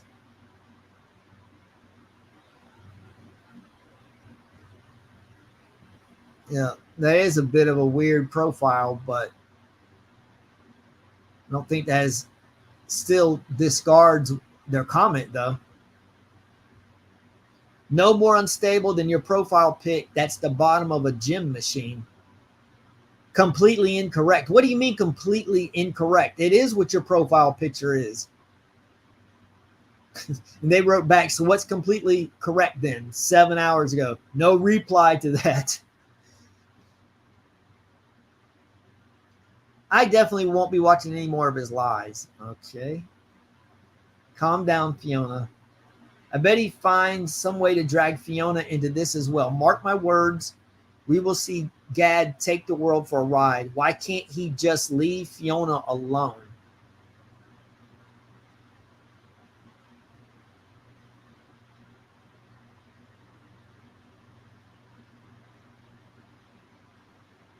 His face creeps me out. I'm absolutely shocked he is allowed to continue working. Fingers crossed for the poor buggers who have to work alongside him and don't accept any food and drink from him either. Oh, yeah, I'm so sure he's just going to be roofing everyone on the films. I'm Team Fiona all day. Yeah, I bet you are.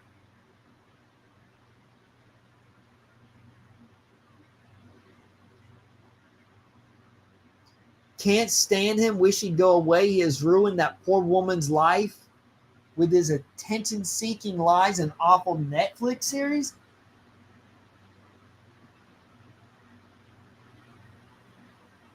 I don't understand. How are people so dumb? How did he ruin her life? Maybe she shouldn't have stalked people.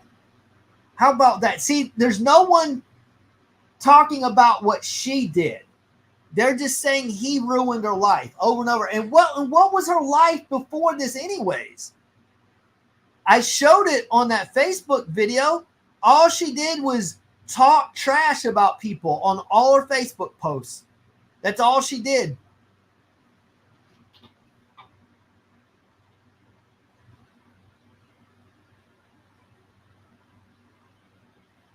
I mean, did he actually do any acting in Reindeer? She did, but did he mark his? No, she did not. Fiona didn't do any acting in Baby Reindeer.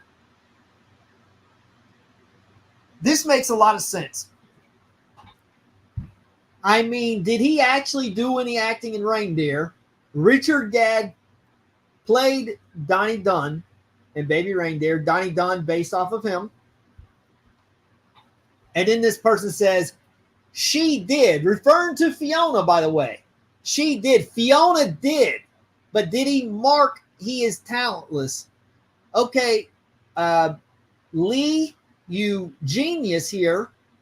Fiona Harvey did not act. Jessica Gunning acted as Martha. Fiona Harvey did no acting.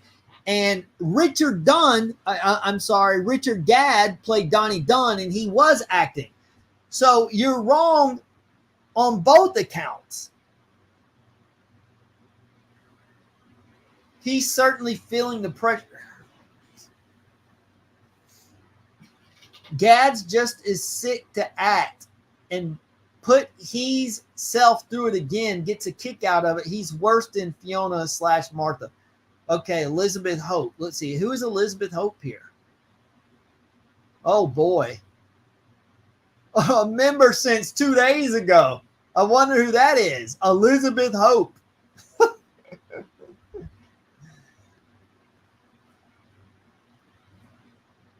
Oh, man, that took me back to the beginning. I got to start all over now. Come on, man. Facebook needs a better setup. As wealthy as this company is,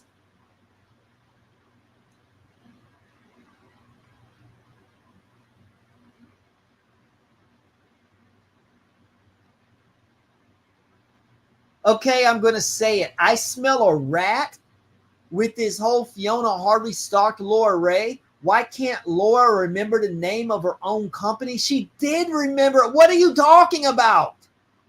She broke all of that down on Piers Morgan without blinking an eye. How did she? What are you talking about? She didn't remember the name. These people are stupid. Like, this doesn't even make sense. Eddie J? Why did she wait 5 years to apply for an interim interdict? What do you mean wait 5 years? She didn't wait 5 years. She didn't pull that out while Fiona was leaving voicemails. She did it once Fiona started following her around on the college campus. She talked to a professor. The professor didn't want to do anything. So then shortly after that, that's when she pulled out the restraining order. Why did she go to the papers mentioning that Fiona threatened to give evidence against them in the court in the James Ray versus Associated Newspapers case, which hadn't been heard yet?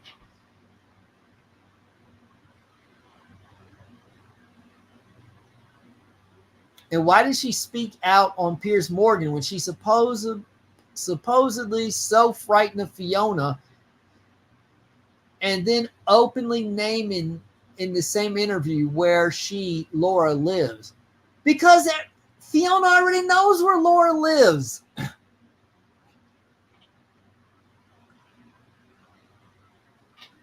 And yeah, you can be afraid of someone. So it's really, if you're afraid of someone and you keep it private, you're going to be in more fear. But if it's public, then more people are going to know about it. You're going to think twice about trying to do something to them because your name is now in the public. Eddie J is just not very intelligent. I'll just leave it at that. Oh, here's somebody else to chime in. And why did she say that Morgan invited her when at the opening of the show, Morgan said that she was the one that asked to be on the show and she never corrected him? She says she's terrified of Fiona. Why? What harm is Fiona caused? What are you talking about? What harm did she cause? She talked about phones. Did you not see the social officers coming to her house talking about, we've got a report of you abusing your son, and then following her around on the campus? Yeah, you are dumb, Lee Samirzis.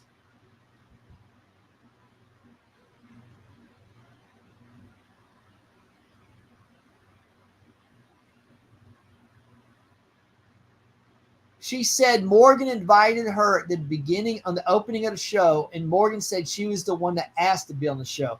Okay, first off, who cares? And second of all, those could actually both be true.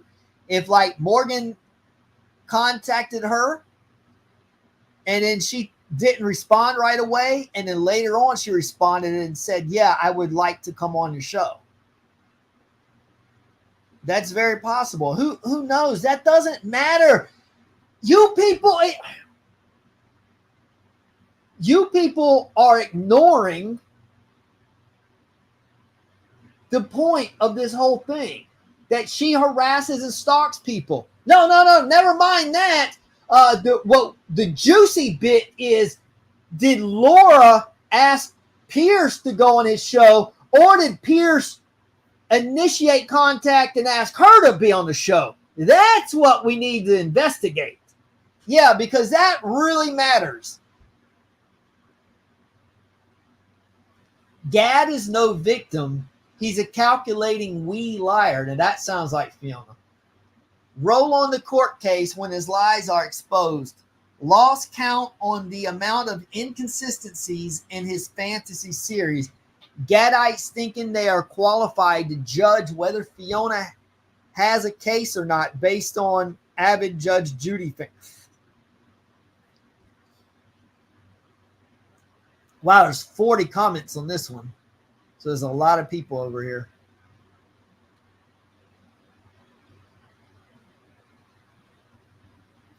Everything seems very black and white to the core of this group. It's never a good idea to use us and them in an argument.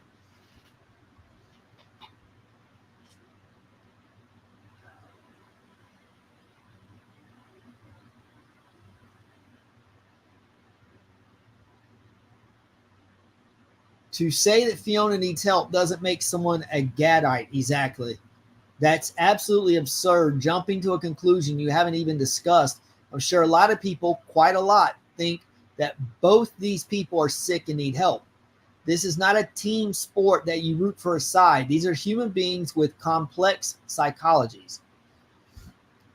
Yeah, I agree with that to an extent. I'm not saying Richard Gadd is, perfect. I know he's got his own set of issues. But regardless, just because someone has a set of issues does not give another person a right to harass and stalk.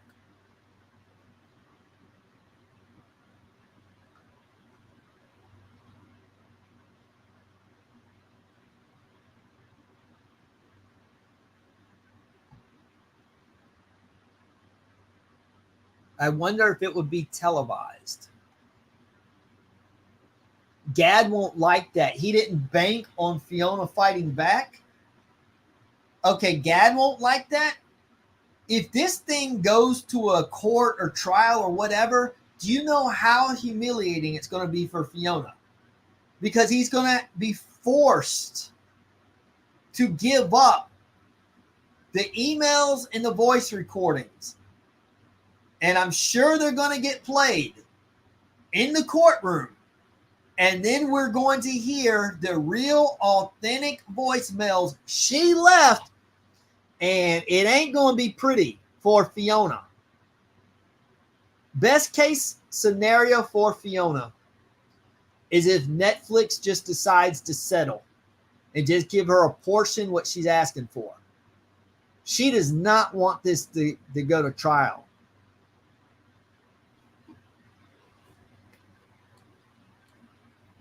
Fiona, is this you, girl?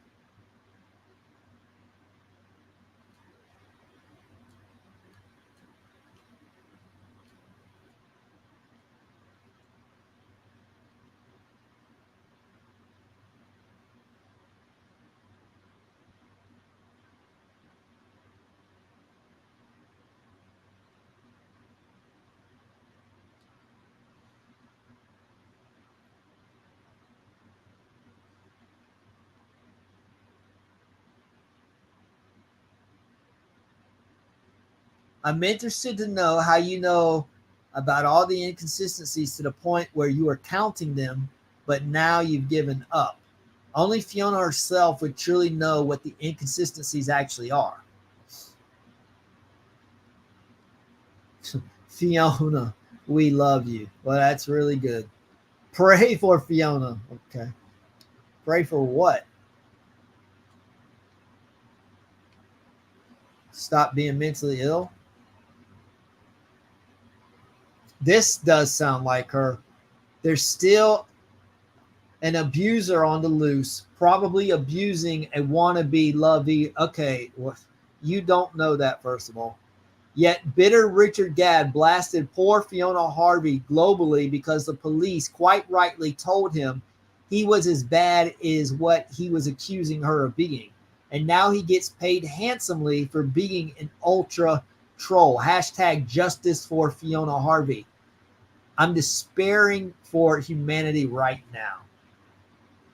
100% agree. I hope she wins this court case. This is my point. I believe Fiona sent more emails than she said she did, but to remember the exact amount, I also believe her when she said she couldn't really remember. But what about her photographic memory? If it was a woman, I'd be saying exactly the same thing as I've always said. Richard allows a man to go around drugging and abusing people and won't do anything about it because he promised to be made a star. So anyone who thinks Richard is brave or deserves that award supports Richard's decision. As for Laura Ray, she also admitted that she's not heard from Fiona in nearly 20 years, but now Fiona may come into some money. Laura wants some of it. Yes, she deserves it. After what Fiona did to her, now Fiona gets rewarded. Fiona's the one that gets rewarded. If she gets any money from Netflix, Fiona gets rewarded. And why should? And here's the point.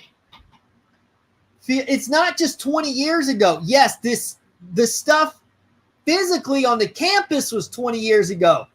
Fiona is still dragging Laura Ray's name all over Facebook posts, spreading all kinds of rumors about her, saying that she beat her kids, saying that she cheated on her husband, saying that she's an incompetent lawyer, saying that she used to go take off work and go to the country club or whatever and get drunk and hook up with men. She recently did that. So yeah, she is the one facing a defamation case, not Fiona. What's Fiona's reputation is being damaged? Laura Ray is the one with the reputation being damaged, and that is why Laura Ray's going to sue the socks off of Fiona. I'm quite sure she's going to win too.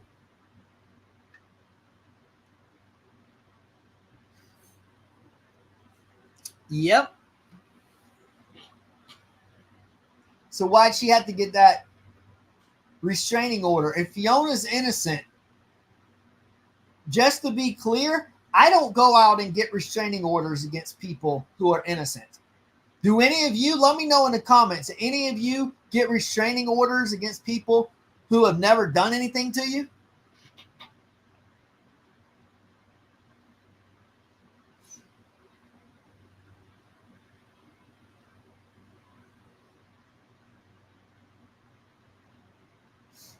No, actually, you misunderstood, Jen. She said peers, not yes. She didn't say yes. I thought she said yes at first. I thought she was being sarcastic. She said peers. I'll play it back. Hang on. Let me.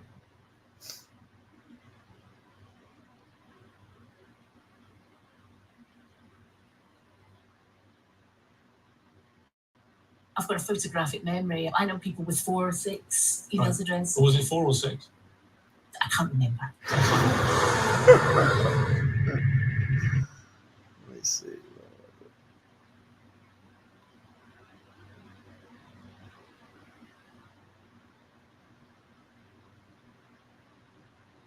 I don't remember as my first or second video. I put that. You know what? I think it might have is on my first one. Partnership in 1997. Is that true? It was called Ella Dale Lawrence. I think she forgets the name. Martha did. The voice messages he's kept. That is also Done. And you will categorically be taking legal action. Absolutely. Interesting. Leave me alone, please. a fake message of you declare. Absolutely against both him and Netflix. You said your boyfriend's a lawyer, so this can be done. He's not doing it, no. Yeah. I wonder why her imaginary boyfriend, married lawyer. But he's effectively making money out of what he he's says. making money out of what my he says misery, is used or. I just did an ordinary degree and then diploma in legal practice. This is from Aberdeen University. Yeah. You were the one lot. Practice, so it was an ordinary degree I did. Right, but you can't remember how you did. I did all right. I don't know. No. Either she's genuinely innocent here. For him to splice together. It's all true. I think he wanted to make money. I think he picked. He wrote about what he knew. Or watching it down the barrel of that camera. To people who are watching this. And when the stakes are this and important. There he is. Yeah. I think they are going to think. I can't find it where it is, but I know I had that. But she says Pierce. She doesn't say yes. It does sound like she says yes, but because he says, "Were you in love with Richard Gadd?" And she goes, "Pierce, is that a serious question?" And she goes, "No." But when I first saw it, I thought she said yes. Like he said, "Were you in love with Richard Gadd?" And then she says, "Yes." Is that a serious question? No.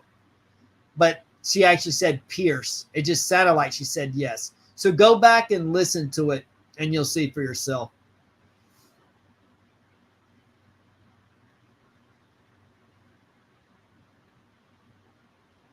Yeah, this is probably why I delayed looking this over, because this is just really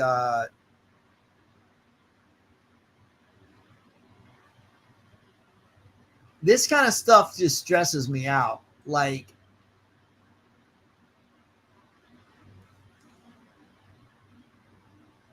yeah, and so what? She should have been. Now, if Fiona had never done any stalking, that would be different. Then all of her, going around, going to the media, claiming her innocence, like I did when I told you earlier, when I was accused of stalking that girl, I was front and center because I was innocent and I needed to get that cleared up. And eventually I did. But this person here is just saying Fiona has never been convicted of stalking. Okay, that may be true, but that does not mean that she didn't actually stalk. So basically what you're saying is she got away with something. Yeah, there are no stalking laws in Scotland. Yes, there are. I've been done twice.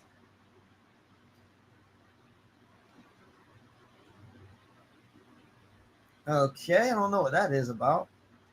Ugh. I'm going to look at that.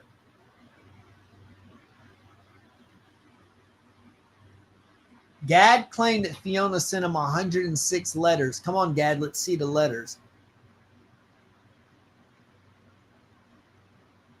Well, I'm sure he got the emails and the voicemails.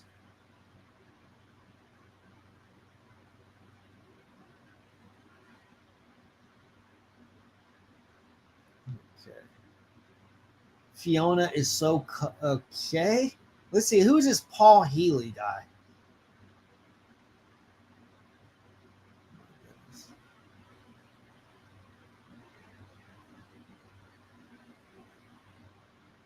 Wow. Well, your Facebook motto is find what you love and let it kill you. So this sentiment definitely tracks. Okay, let me see. Is that what he says?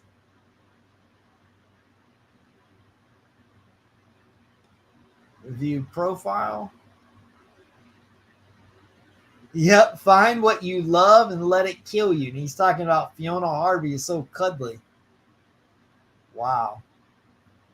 Well, yeah, this dude looks like an outstanding citizen. Nice photo. This is the guy who thinks Fiona Harvey's cuddly. Fiona, you have an admirer. Maybe he can stalk her and she can know what it feels like. Imagine getting 100 emails from him every day.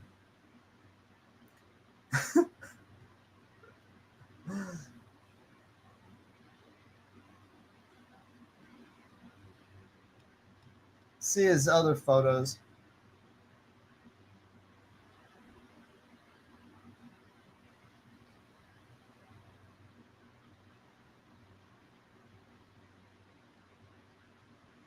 This is Fiona's admirer we're looking at. So it does appear this is a real legitimate person.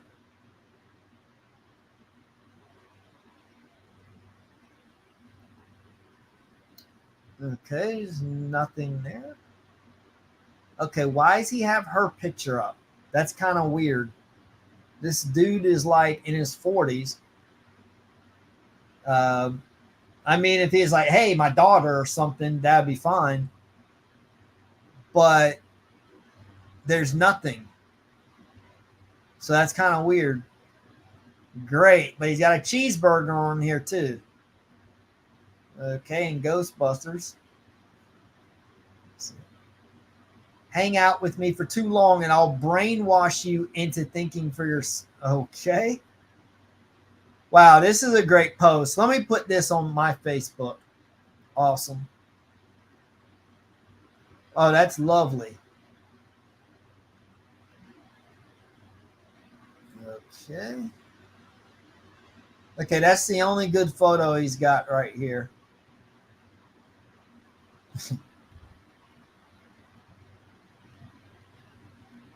Okay. And why he's repeating too? Remember how Fiona Harvey would have the same pictures over and over and over? Why has he got the same pictures over and over and over?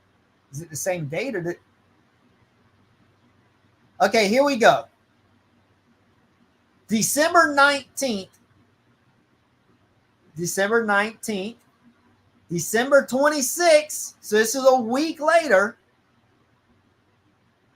Is that's okay, that's a different one.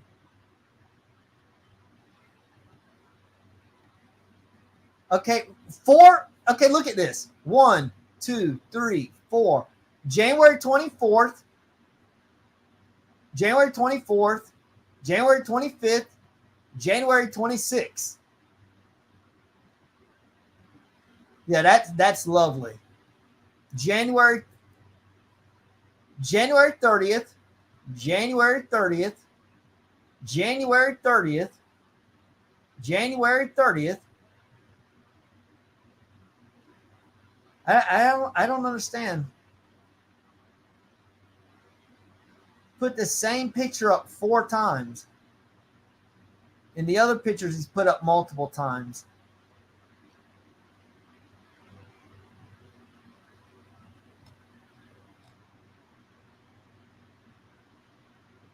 Okay, so it just appears this guy is just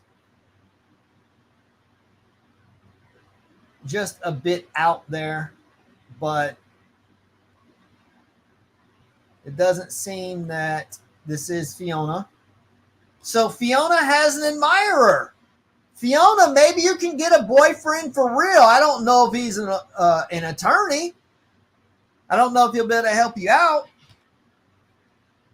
But he appears to be into you. So there you go, Fiona. Oh, no. I can't just go back to the main page. It's going to make me go back to every picture I just looked at before I can get back. This is what I'm saying. Facebook's set up.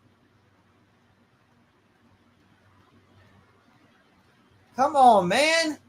I don't know. Oh. What?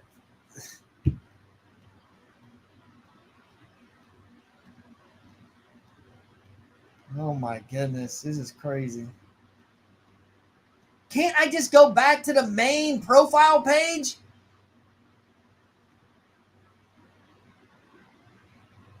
Now I'm going back to my page instead of the group. Okay, now I got to click on the group and go back to where I just came from. Scroll all the way back down. Team Fiona. Okay.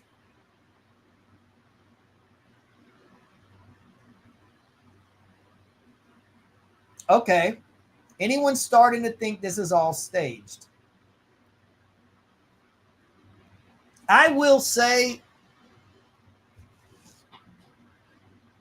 I don't think it's staged, but it's always possible.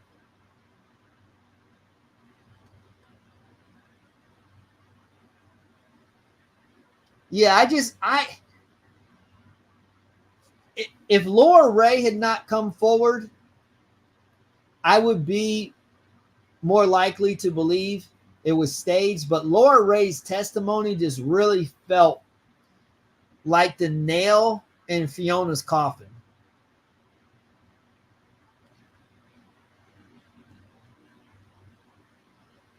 Okay, anyone starting to think it's all staged since day one? I've always thought that Fiona is not on Facebook.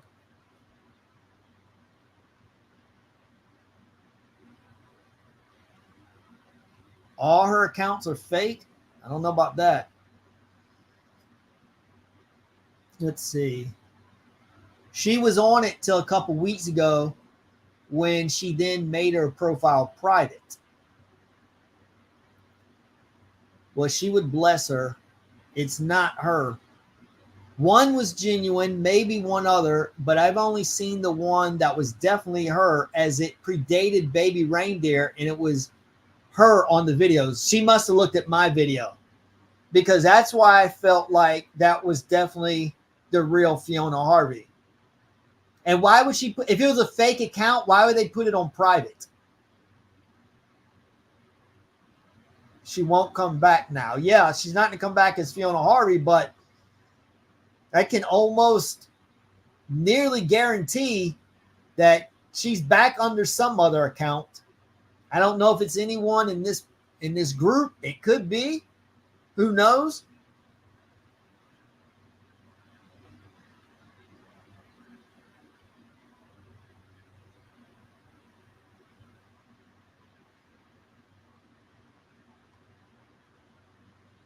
No, because he's a narcissist and she's a vulnerable adult. It's the most common pairing in stalking. Actually, it's the opposite. She's the narcissist and he's the vulnerable adult. How is Richard Gadd a narcissist?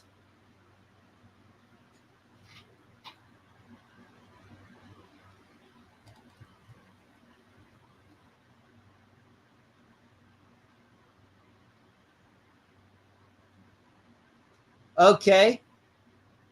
Fiona obviously sent Gadd a vast amount of emails over a 4-year period. I'm struggling to believe it was 41,000.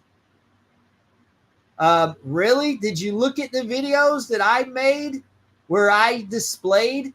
How about this one video here?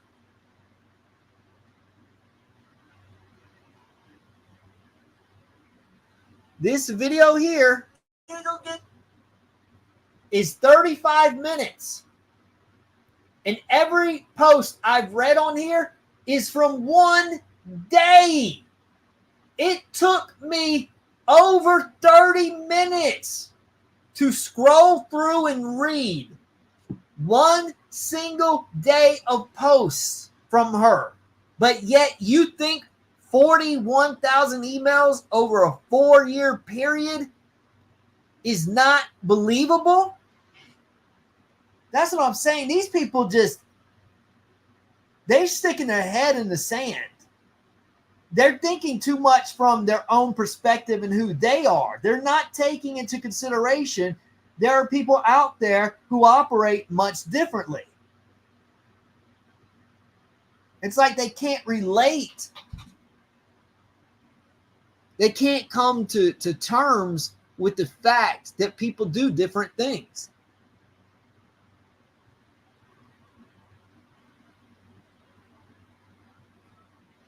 Hyperbole nonsense.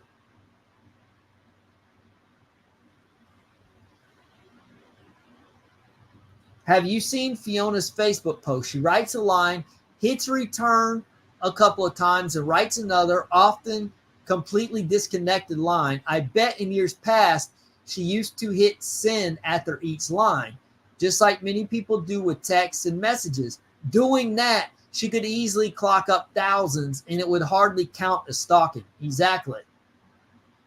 So 41,000 is not, that's what I'm getting at, is that someone else may write emails differently than you would. You might just write, a couple paragraphs in a single email, while someone else might write a sentence and send, and then another sentence and send 10 emails in a 5-minute period, and each email has a different sentence.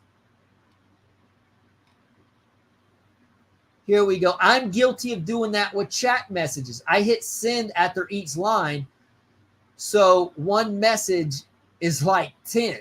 Right.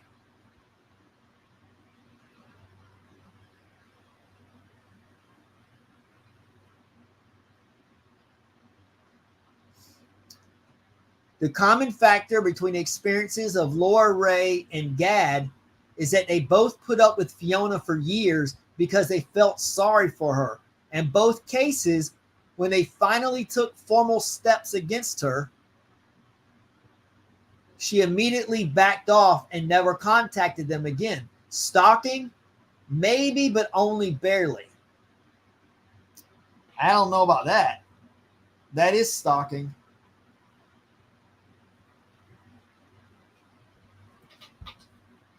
Gad sent her an email about ANAL. I don't believe that. I think it was his coworkers. How many more messages did he send? He, along with other bar staff, treated her like a joke. Right. He, along with other bar staff, treated her like a joke. So why are you assuming that he lied and that he sent that email and not the bar staff? You completely contradicted yourself. They ganged up on a vulnerable woman. How many times did he tell her to stop sending emails? I bet not once, so it's not stalking.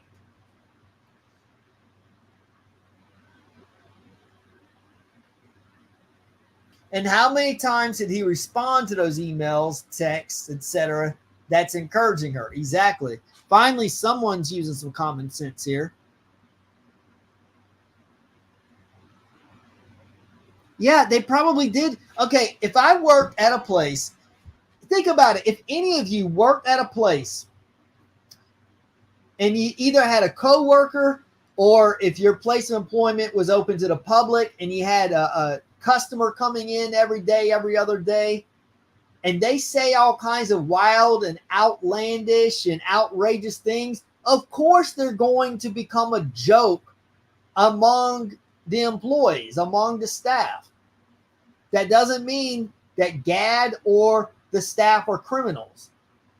Now, could they have said some things that were a little too far? Could they have crossed lines? Possibly. I wouldn't be surprised if they did. But I don't think that, outside of work, they were following her around and harassing her. They're probably just making all kinds of jokes when she was at the bar because of how she was acting.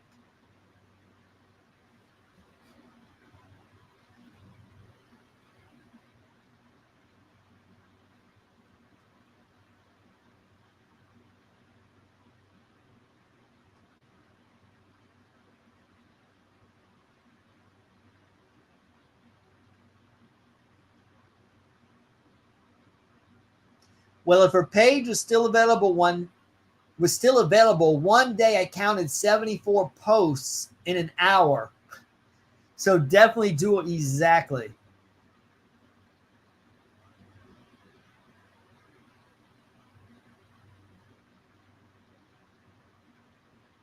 She got BPD. Believe it's not out of the question. That's what I said. I think she has BPD too. And then I got a lot of people with BPD attacking me on that video saying I'm not a professional. I can't diagnose her. And that they don't act like she did. And I agree. But I didn't say that all BPD, everybody who has BPD acts like she does. I'm not saying that because I know some people can manage those tendencies better than others. But what I am saying is when you do have a stalker, at least the kind of like Fiona Harvey, those people who do stalk like that, I do believe those people do have BPD. But I'm not saying everyone who has BPD is a stalker, but I'm saying that I think pretty much every stalker does have BPD. Does that make sense? And yeah, I'm not a professional. I can't give an official professional diagnosis, but whatever she has is close enough to BPD. And the solution is the exact same, that she needs to get professional help. Probably needs to be on some type of medication. When her original Facebook was open, she was averaging about 100 posts a day some days, some long and ranting, others just a line. She'd send 20 to 30, one after another, have a few hour break and start again. Plus, they were so nasty. I can believe it. She seems to have an obsessive personality. That doesn't mean I agree with all this persecution and trolling. That doesn't make it right. If anything, it's going to make her more unwell. Okay, and see, there you go. Someone who's trying to be neutral and make sense of this. So I can agree with that as well, that, you know, people don't need to retaliate and, you know, bombard her feed and her email and her social media the way she does. What she needs is to be dealt with through law enforcement, whether she's on probation or going to a mental facility, but she needs to be monitored from the way she's acting. What she really probably needs is some type of professional help that would get her on some type of medication that will help her curb these crazy tendencies that she gets, that will help stop these manic episodes. Okay, so everything just even Galad, however you pronounce, whatever they just said, which I just said makes sense. Neil Harding, or AKA Fiona, is saying hyperbole nonsense. How is what Jess just said was very reasonable. So that's what makes it look like this could be Fiona.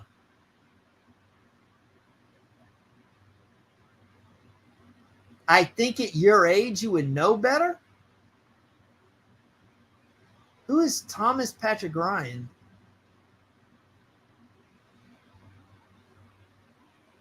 Maybe they meant to write that to Neil Harding, because Jess did not say anything that was unreasonable. What on earth has my age got to do with it? I'm not being harsh or personal. It's just an observation. I guess the truth will out in the end, will come out in the end. Yes. Again, another reasonable post. I wish there were more people like this, because I'm not up here. I mean, I'm open to the possibility that maybe there are some things that have not come out yet that Richard Gadd did. Maybe some things he needs to be held accountable as well, but that doesn't cancel out what Fiona did herself. And that's my whole point. Okay, Neil replies, you say averaging 100 a day. I would like to see your evidence of that, please. Okay, just go to my video. I can show you evidence. Here, this is why I put it on my channel. Here's your evidence right here. Fiona Harvey's Insane Facebook post part 1. And then part 2. I had to make this a 2-part video because of all the posts. I want to say, and then I made a third one here. This was on this part here. No. This was taken over about 4 to 6 weeks on one account and took me nearly 40 minutes to cover. And that's without me taking the time to read. That's me scrolling. Look at this. I'm scrolling. I'm not reading this because I got a lot of complaints. Why aren't you reading? Why aren't you reading? Because I don't have time. I can't read all of this on a video.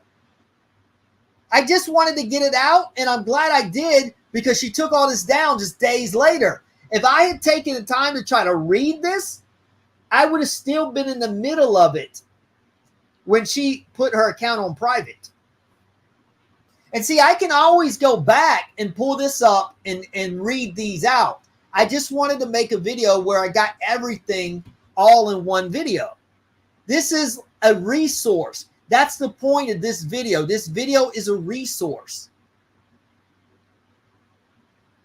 So here we go. Double the speed. It's still. There you go. I'm just skipping this. So nearly 40 minutes on one account. And this is, you know what? Just let me go back here. Let's go ahead. Let's get the dates. April 25th.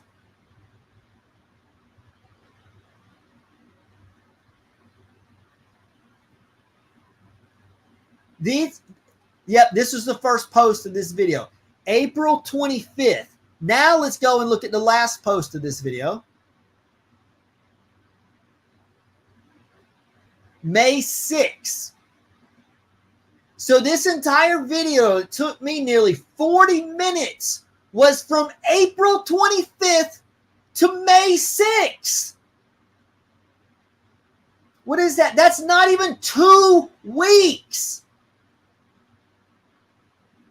So there's your proof. That's one account. Then you come back on my channel. Here's the videos that she posted on the second account. All right, so this is the second part of Fiona Harvey's insane Facebook. And this starts out around the same time. This is May, is it May 3rd? This one starts out.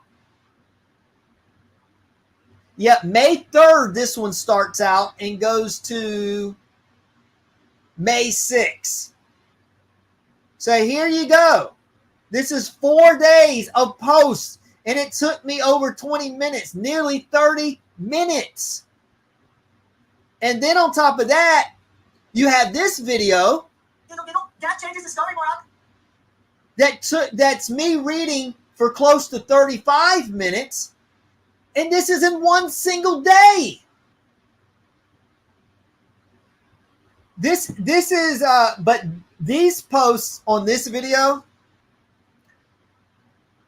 because this is April 29th, you can find all of those on this video, this first video that I just put up a minute ago. So those are all over here.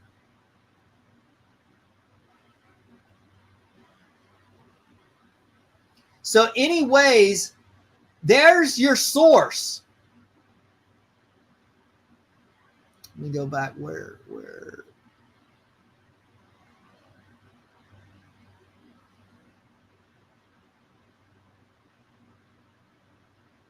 Yeah, averaging 100 a day. I would like to see your evidence of that, please. Go and look at my channel. That's exactly why I made the videos like I did. And I really hate the way I got so many commenters complaining, because they evidently don't understand what I was doing. And I'm really glad I did it just as I did, because had I not, I would not have gotten all of those posted online like I did. Because people are complaining that I was not reading. Because I started the video, I was planning to read, and then I just looked at the mountain of posts. I said, there is no effing way I can read all these posts in a single video. It literally would take me 6 to 8 hours. So I said, but the important thing is to document it so that people can go back to it and look at it. And this is exactly why. For when people are like, I would like to see your evidence of that, please. If I had started trying to read that, it would have taken me weeks to get the video completed. And she would have made her account private. So I would not have been able to access all of the posts like I was able to.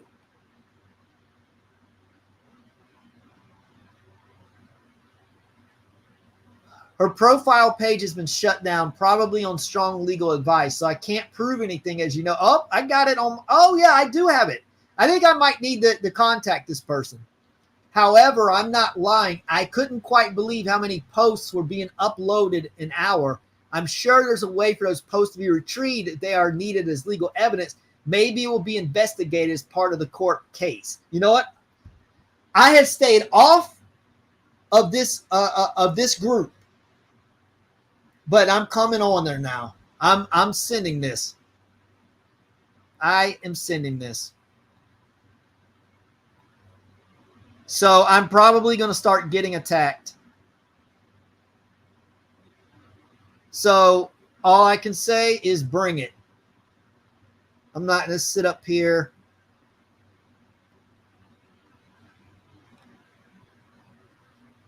and bury my head in the sound. In the sand. I said bury my head in the sound. I'm not going to bury my head in the sound.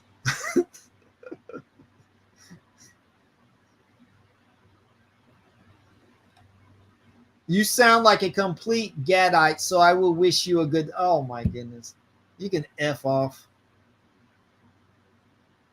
See, this person here, this Jess Eva, seems very reasonable.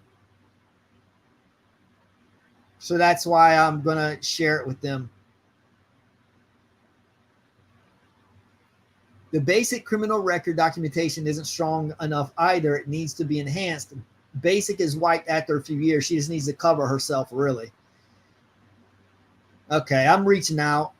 Oh, look at this. Somebody already put my stuff in here. There you go. See, that's exactly why I made the videos I did, so that people will be able to use it as a resource. But yet, half of my commenters are complaining, why didn't you read them? It's like, man, you just can't please everybody.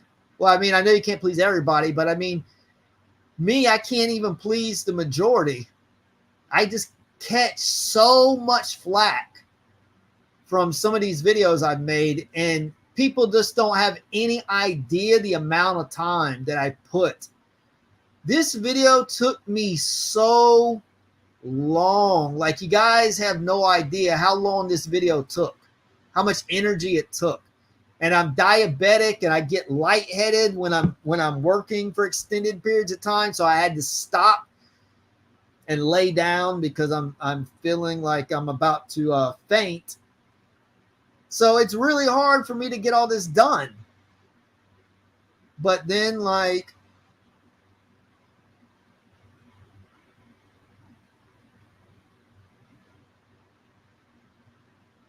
you were scrolling fast, but I did catch up. Oh, okay, wait, that person's not.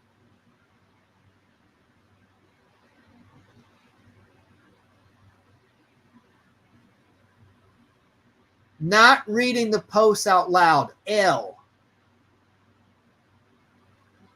That's what I'm saying. All this. These people have no idea the amount of time and effort that I put into this.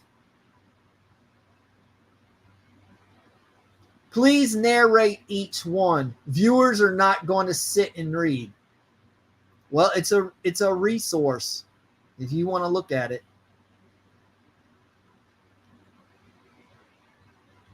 What a waste of my time. I expected you to talk or let us read.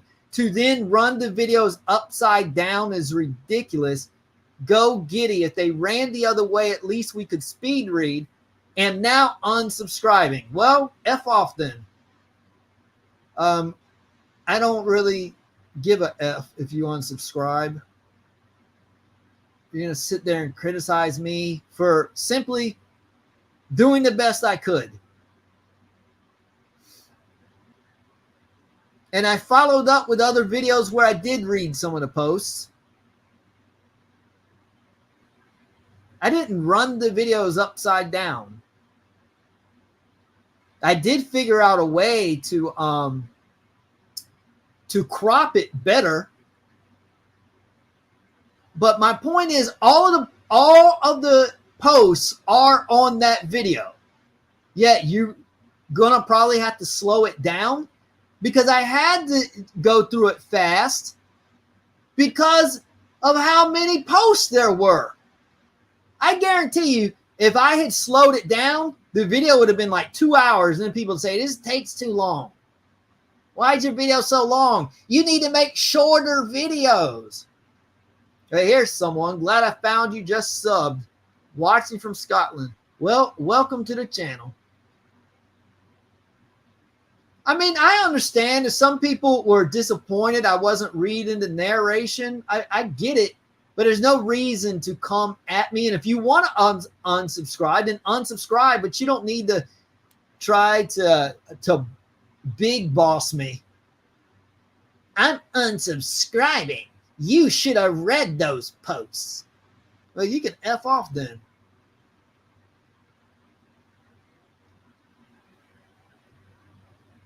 And I had a slew of other ones. I don't know if people took them down.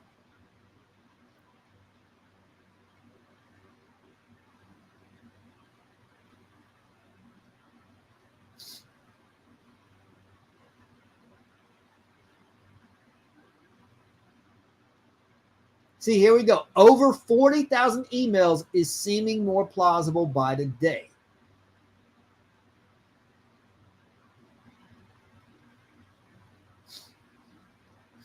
Yeah, she went 400 million emails.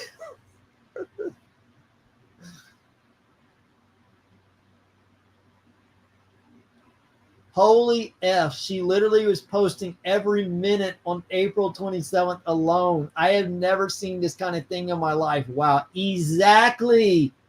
That's why I made the video.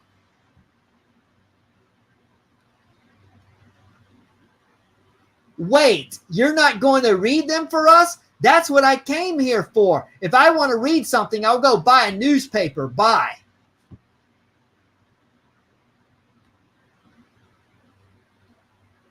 I focus on April 27th. She is typing on Facebook for hours on end. Then says her hand is sore. Her life appears to be rambling on and on. She has nothing to but be on Facebook. That's exactly what I was saying. Where's the defamation?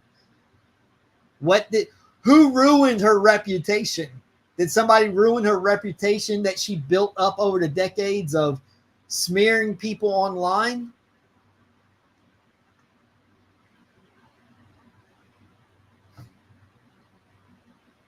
Love your videos, bro. Saying hi from Canada. See? Those are the kind of comments that content creators want to see. Not that we're not open. So if someone says, hey, I was disappointed you couldn't read, would you please consider reading on the next one? That would be fine. I don't have a problem taking suggestions. What I don't like is arrogance. When people come up here, like I say, trying to big boss you, trying to act, talking at you, trying to tell you what you need to be doing on your channel, I'm unsubscribing. Unsubscribe. You didn't need to tell me that. Just go. If I unsubscribe to somebody, I just unsubscribe and I move on. I don't need to write and tell them.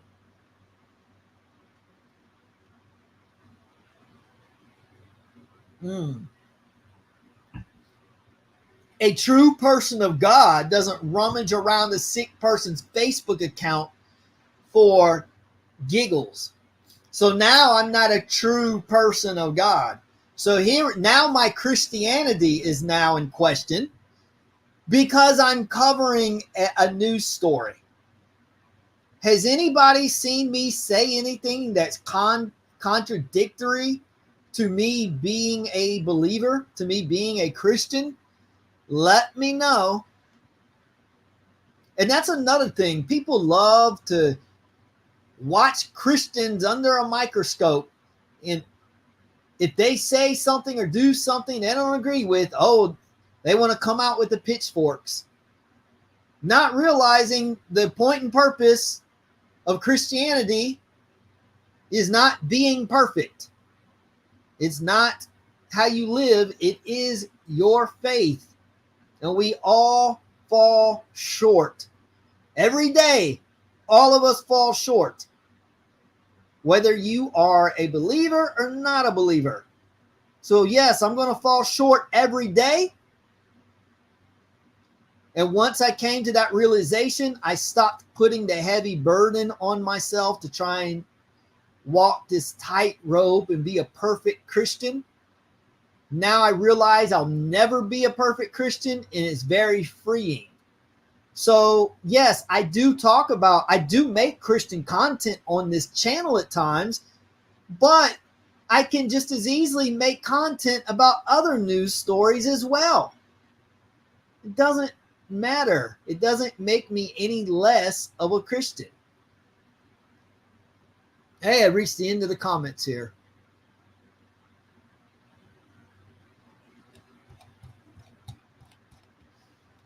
All right. Oh, yeah, I got to come back on here and talk to Jess. Okay, I'm going to paste.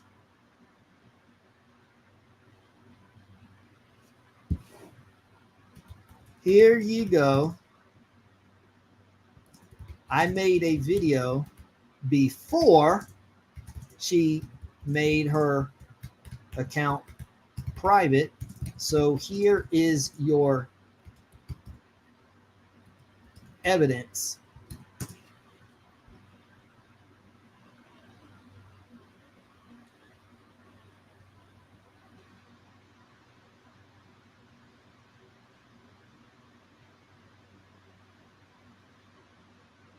Okay. So now I have officially entered my first comment on the Fiona Harvey support group, and I expect to get stalked now.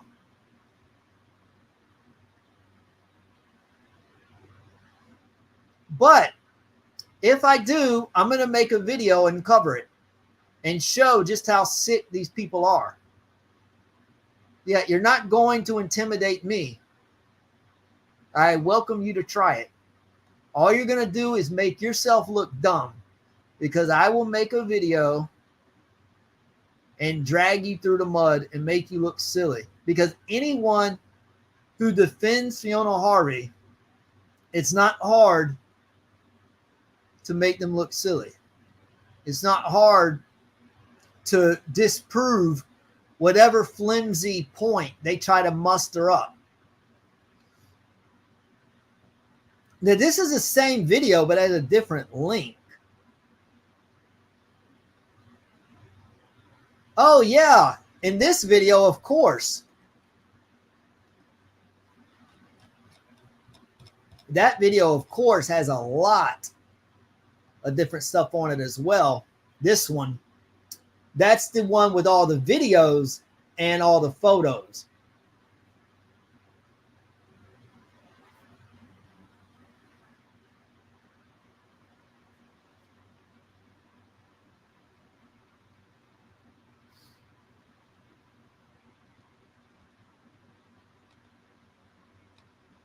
All right, now I'm back over here. I'm looking at the comments.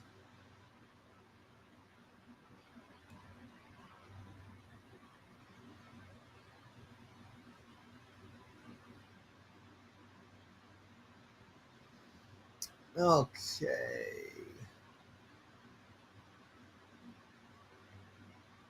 Yes. That's one dynamic of the show that is just so creative. That relationship. What a pilot for that twist at the end when it's revealed who Alice really is. That was just so freaking good. So many great twists on Luther. My favorite crime show of all time.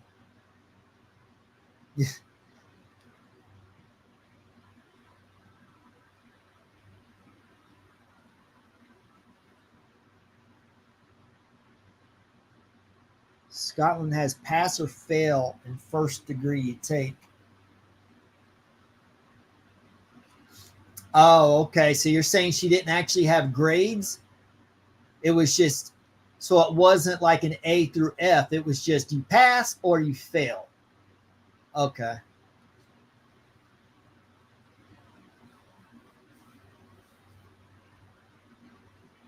Are supporting from the asylum? You mean reporting? You mean reporting from the asylum? Oh, you mean supporting her from the, okay, yeah, right. Right. Do we know if Team Fiona are supporting her from the asylum, or are they the ones allowed to live amongst us?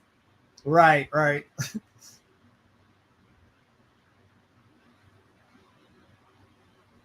Yep, that was crazy.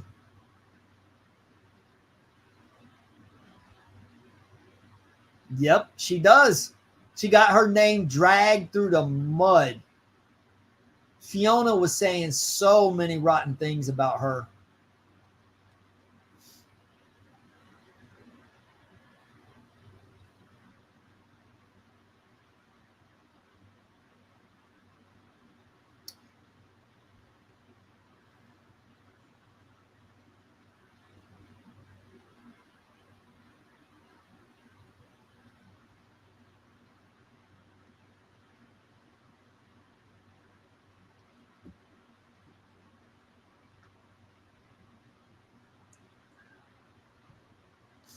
I'm going to wrap this up soon. If anybody has any other thoughts or questions, go ahead and leave it in the comments now. I'll try to get to it. I'm going to run to the restroom real quick because I've been drinking a lot of water. So I will be right back.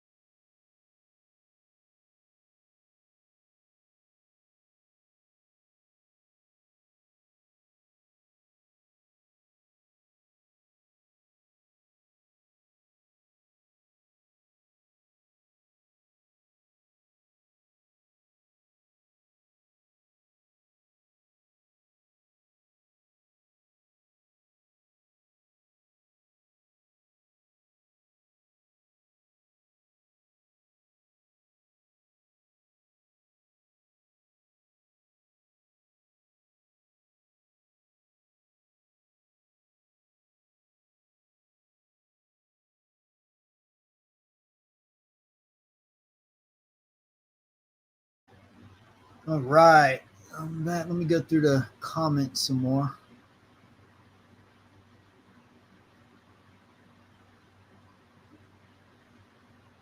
Yeah, it did sound like yes. Yeah, that was from earlier.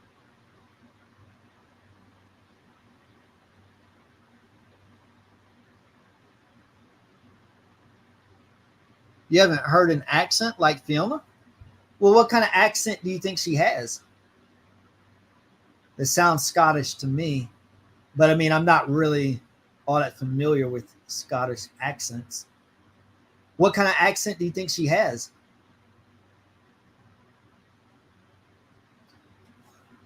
I mean, I'm from the US and there's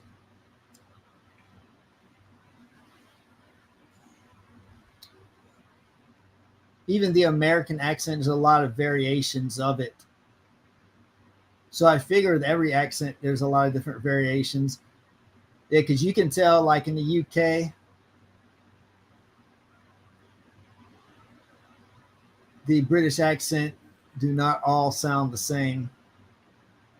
Some have that Cockney accent that sounds really different. And then others are just sound very smooth and sophisticated. She hates Glasgow.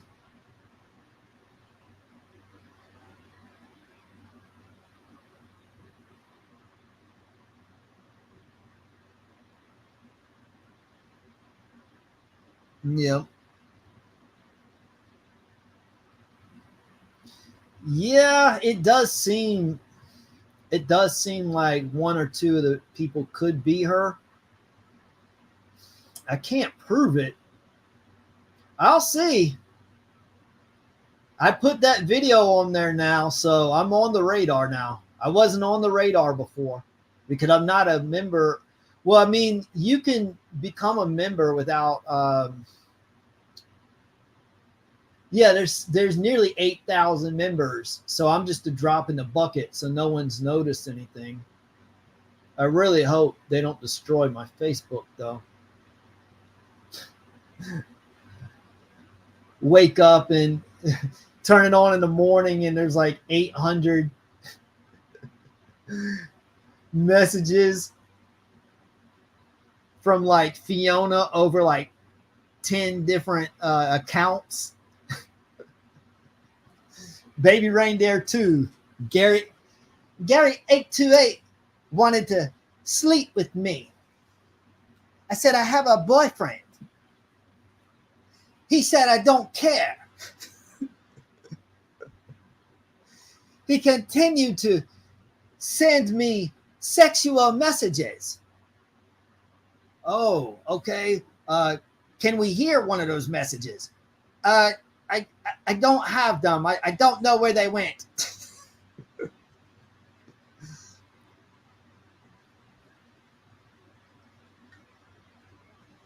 Yep. I doubt it. I'm sure they've got ways to get that. Or I mean, or they might lift one of my videos, but I mean, they're not going to contact me directly because it's already on a public platform.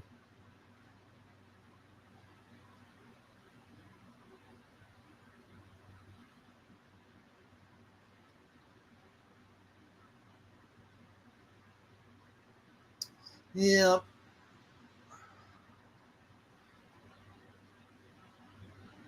I can see it too.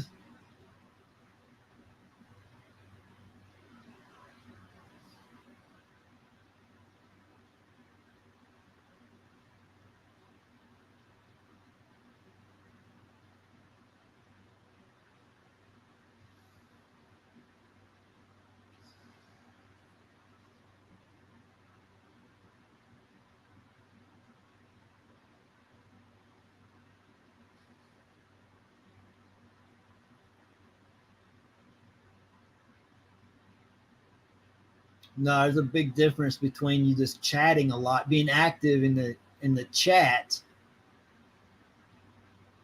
and then sending someone a bunch of emails.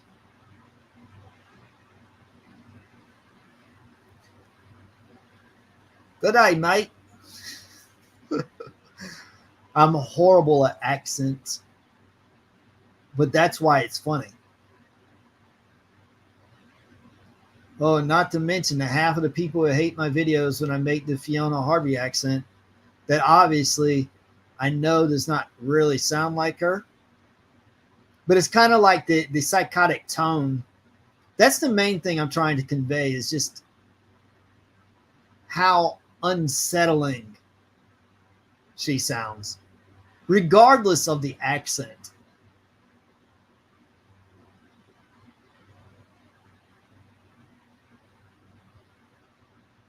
A London Scottish accent? Okay.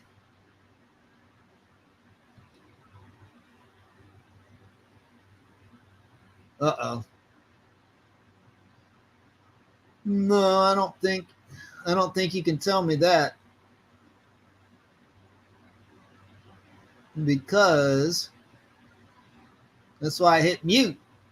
Well, it's not going to pick up anything in the bathroom anyways. But even if it could, I got this on mute. See, I just pressed this button. And when I press this button,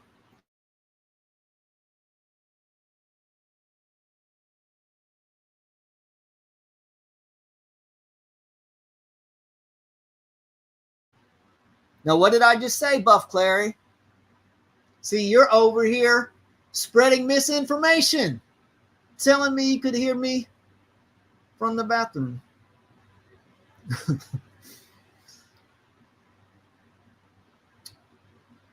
Well, it wouldn't be very exciting anyways, even if you could hear. Let's see. Yep. I think so too. It's actually easier if I just read it in my regular voice because it actually takes more energy when I use her voice. So it's a lot easier if I do it with my own voice. I probably will do another one. I probably will just do my regular voice and just see what reception I get. And I mean, once in a while I may do hers, but I mean, I got so many comments complaining. Like if you come over here, you can see.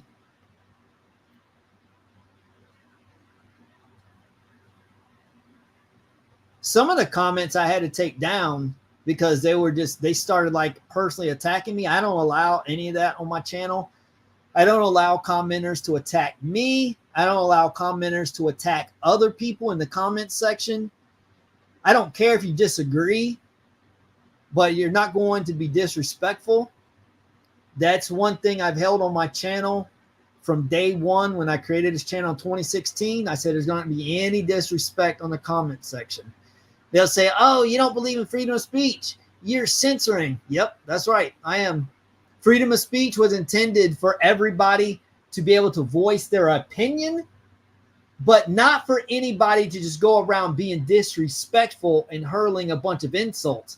That is not what freedom of speech is for. Freedom of speech means, hey, everybody should be able to voice their opinion on a matter. Okay, so we go to the comment section here. Absolutely. April 29th is a record-breaking day for ranting. Totally agree. I muted you while reading Fiona's post. It distracts. See, I have no problem with that. They didn't disrespect me. They just said they felt it was distracting. And I'm sorry that they felt that way. I wish there was a way I can make it to where everybody liked the videos, but half the people like me reading in my regular voice, and the other half want me reading with the accent. Because I felt like when I read with the accent that it felt a little more authentic. It felt a little more like Fiona. Okay, here we go. I beg you to stop with the voice.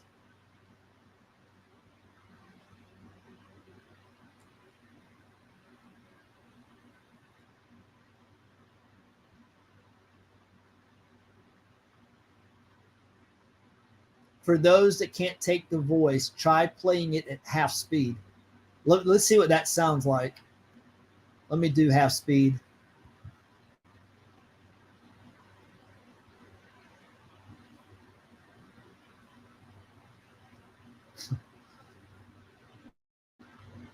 Okay, here we are. It's muted right now.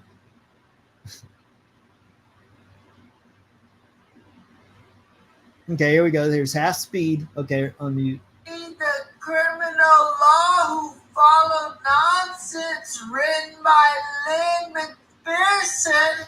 But Lynn McPherson didn't write the original Sunday Mail script. Laura Walker did, word for word. And she was a helpless lawyer, knew damn all about facts and evidence. Jimmy Ray was not faithful to Laura. See, look at that BS she's spreading right there. Jimmy Ray was not faithful to Laura Walker. Everyone knew he had another mistress. Why are you spreading that stuff? Jimmy Ray has passed away, for one. You know, even if that was true, that's not your place to say that on there. And I'm not saying it is true. I'm saying even if it was, let's double the speed and see what it sounds like. Who wants to go to chipmunk mode? We're going to do double speed this time. Okay, here we go. Chipmunk mode. Walker, everyone knew he had another mistress. If there's anything else I need to clarify, be sure and tell me. I want to set the record straight. Okay, that's too fast. Let me try to split the difference. Okay, let's try this. Oh, and by the way, I knew God Googled the article years ago because folk who hated him told me years ago. They drank in the Highly Arms and he owed them money. I didn't know he'd written a play till it was announced on BBC Breaking News 5 years ago. He'd done it at the Fringe. I no longer went into the Highly Arms after he had a panic attack at me one day, but we got the wiki berate me in there. That has been in the newspapers. I found this put from staff and customers, so dear friends of mine who all want the pub shut down ASA. I want the pub shut down ASA. Is that a Scottish term? I thought it's ASAP. ASAP.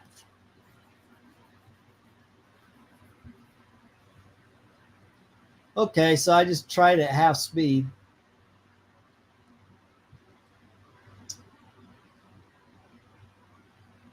Had to switch to sound off at 3 minutes. Coming from a Scottish lassie. Please just stop it. My ears are bleeding.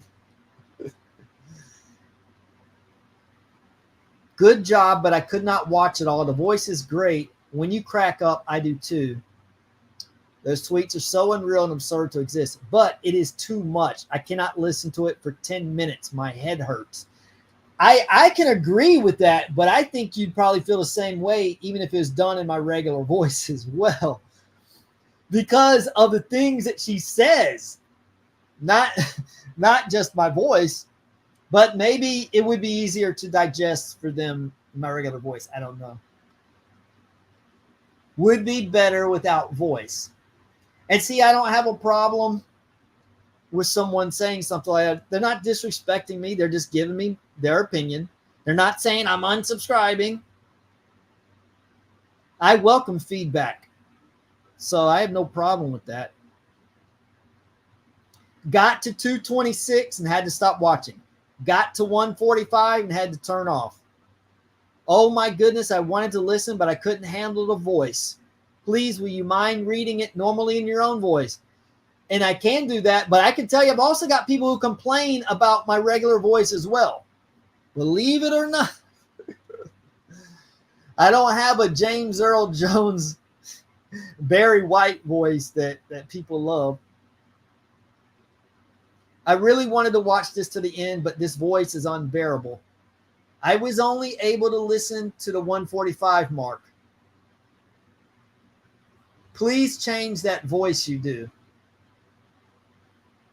That's what I'm saying. I got a lot of comments complaining. Too loud. Sorry, couldn't continue. Oh my God, stop with the voice. It's effing awful. You ruined the video talking in that voice.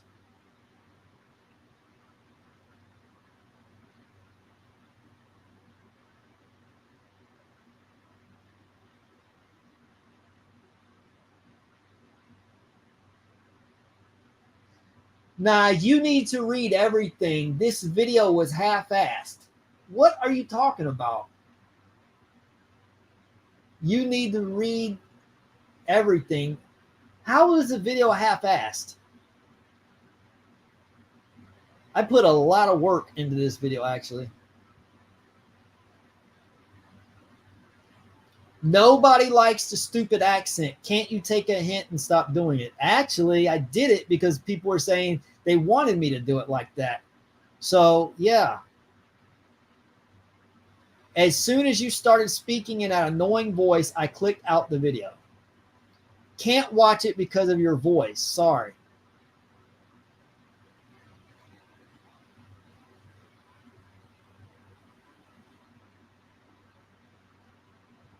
Please stop with the voice. It makes it so hard to understand what's being said. I didn't mean for that to happen. I wanted it to be easy to understand. But, I mean, you can read along and understand.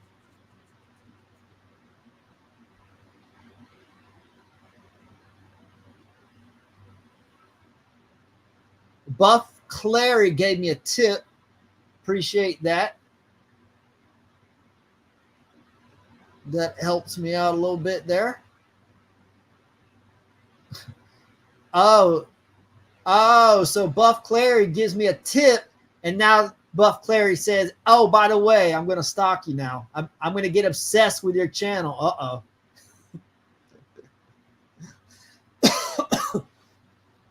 Who's stalking whom now? What, are you implying that I'm stalking Fiona Harvey? simply because I'm documenting what she does on her Facebook. If anyone thinks this Facebook account is fake, this proves it's hers. Talk about defamation. Wow, exactly. That's why I did this. This guy's tone reading her posts are even more annoying than her actual posts. I tried, but I can't take it anymore after 1 to 2 minutes.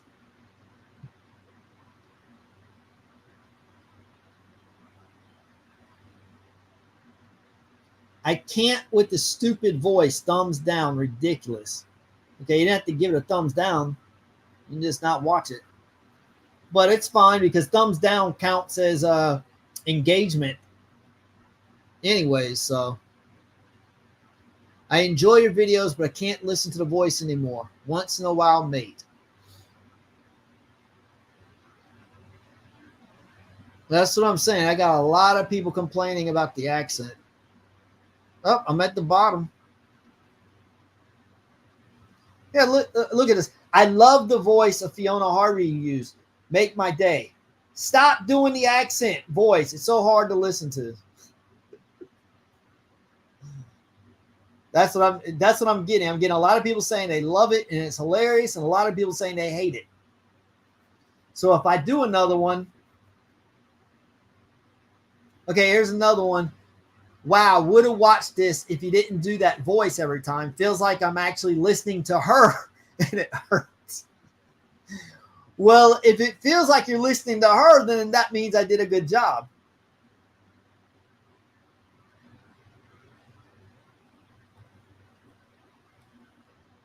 There was someone on here who said, I'm Scottish. You don't sound Scottish. And so I argued back and told her, yes, I do. My Scottish accent is more authentic than yours. Obviously, I said at the beginning of the video that I know the accent is terrible. I cannot do accents. I never claimed to, and that's what makes it funny. Some people are just taking this way too seriously.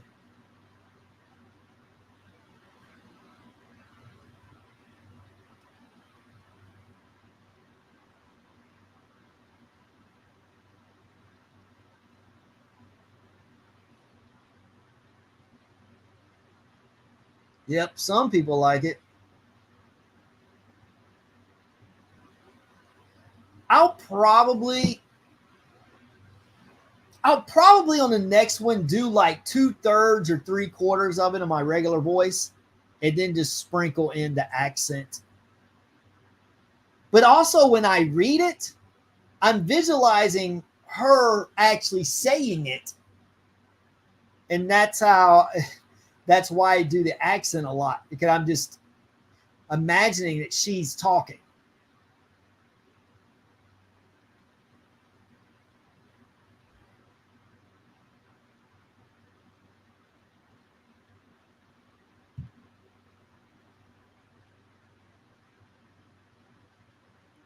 Yep, I agree.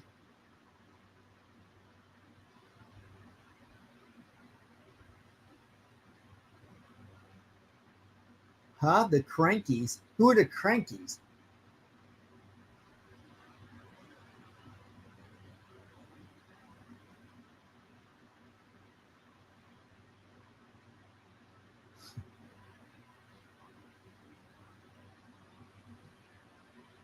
Uh-oh, I don't know who the Crankies are. Is that something in the UK?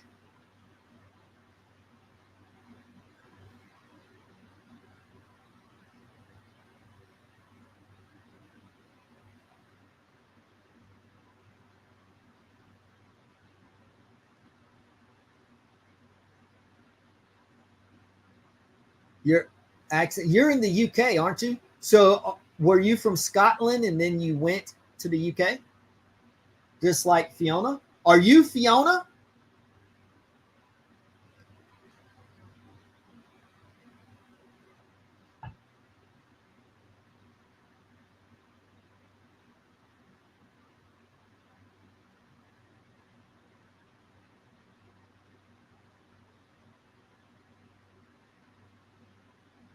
Okay. I'll look it up on YouTube and see if anything.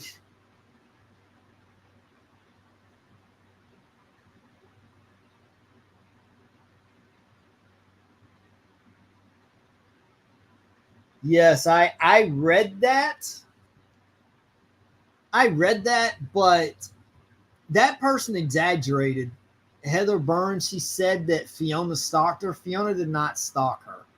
Fiona called her desk when she was sitting at the front. And then Heather told her, I'm just here temporarily. And then Fiona said, oh, okay, sorry, and hung up. Now, she was blowing up her phone for a few minutes, and that's when Heather told her, I'm only here temporarily, and then Fiona stopped. That's not stalking. When I first saw the headline, I thought she was going to say that like Fiona was following her around the city. That's stalking. Blowing someone's phone up, that's harassment, but it's not stalking. So Heather actually was trying to sensationalize the headline of her blog entry. But what she did say some interesting things, and I probably will use a couple of the lines from the blog when she talks about how if Fiona had been properly dealt with, there never would have been a baby reindeer. You know, because people are saying, hey, let's be sympathetic towards Fiona. But why are few people wanting to be sympathetic to Fiona Harvey's victims?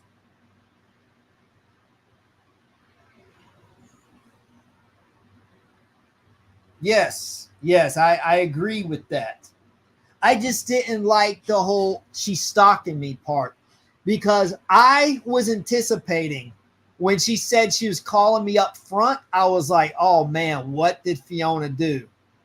And then she's like, so after I explained to her that I was temporarily filling in, I didn't hear from her again. And I'm like, huh?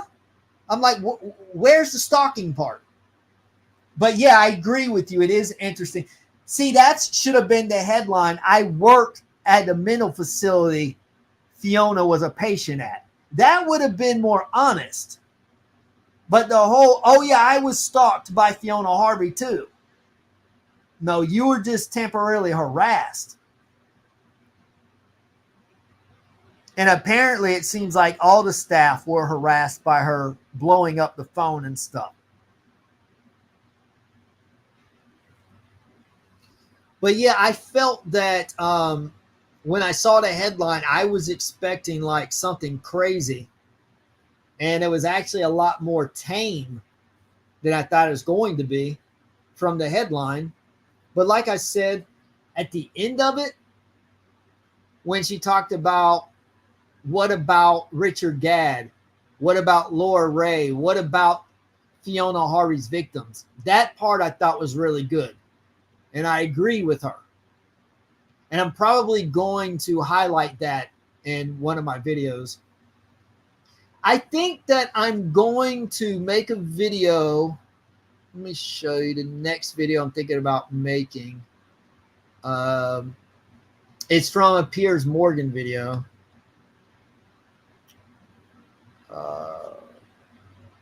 Let's go over.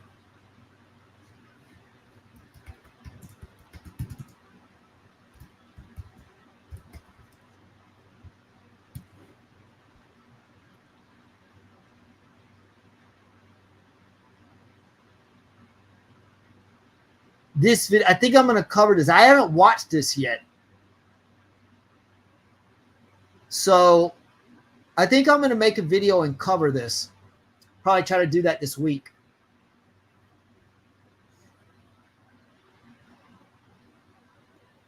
And if anything else develops, I'll probably make a video on it.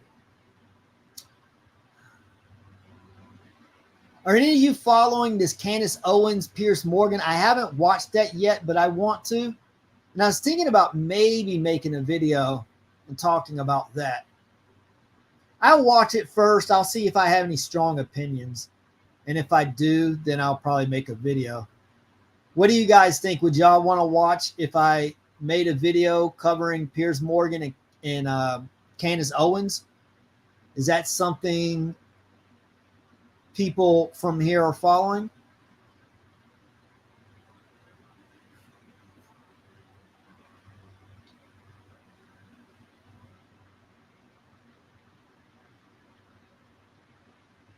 That could be, Karen. Could have been trying to. Yeah, and apparently she had been in a facility before Baby Reindeer, before started stalking Richard Gadd, and she probably should have stayed in there, and then she never would have stalked Richard Gadd. Okay, I'm wondering, was this before or after what she did to Laura Ray?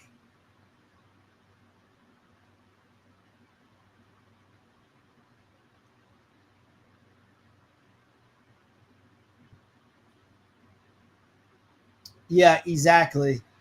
The accents in up north and down south are way different.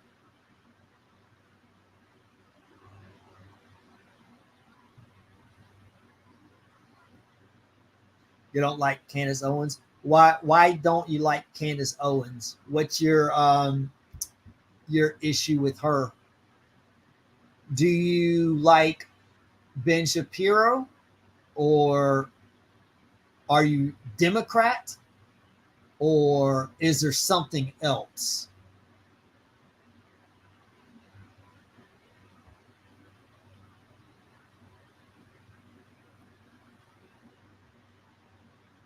Oh, okay, so you're in the UK, Buff?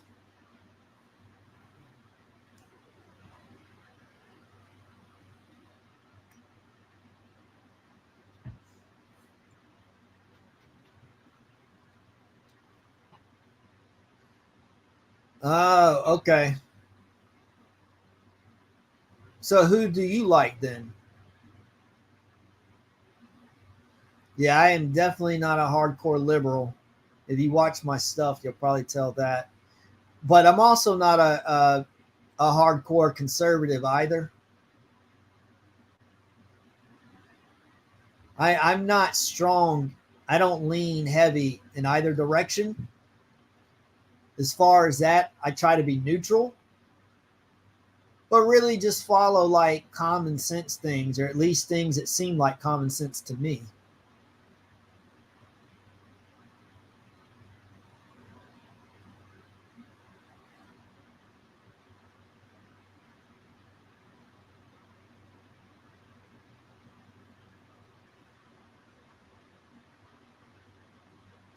Piers Morgan leans more right, more conservatively, but is he like hardcore conservative? I don't know that much about Piers Morgan. I know that he was on Britain's Got Talent. I know he's a judge with Simon Cowell. And obviously I know he does talk shows and interviews. And I know he definitely seems to be in with some other conservatives. But is he like anti-left? Or is he somebody that kind of like is conservative but also dances with some leftists as well? I don't know enough about him.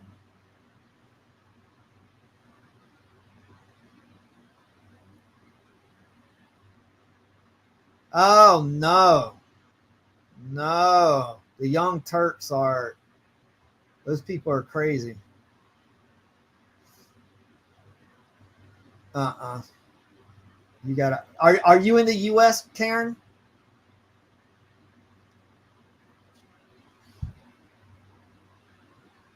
No, what's his name? I forget his name. The big guy. That guy is a fraud. That guy is slimy, sleazy.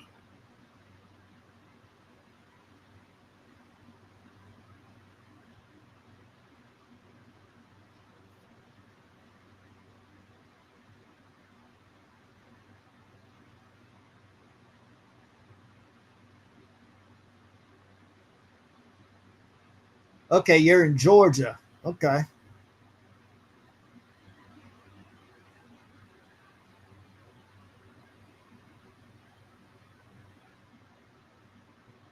It wasn't one day that I've got the post.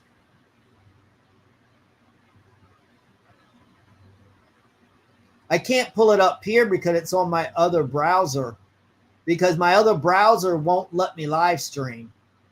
So I'm on Firefox right now. But usually I use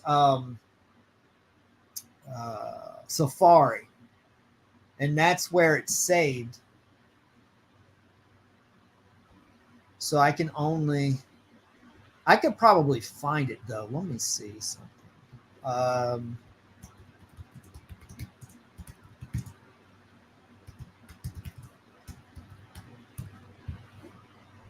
Yeah, there we go. See, that time I got stalked by the real life TV stalker woman. No, she wasn't stalked.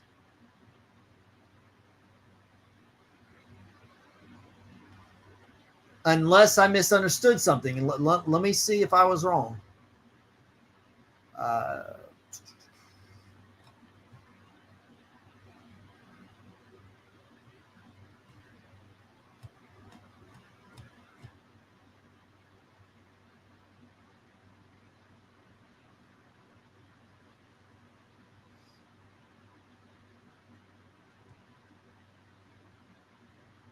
Okay, I'm confused here because Hi, I'm Heather Burns is the title of the blog, but I don't see a title here. Okay, here's the title over on this side. Okay. Okay, so she's in Scotland, right here.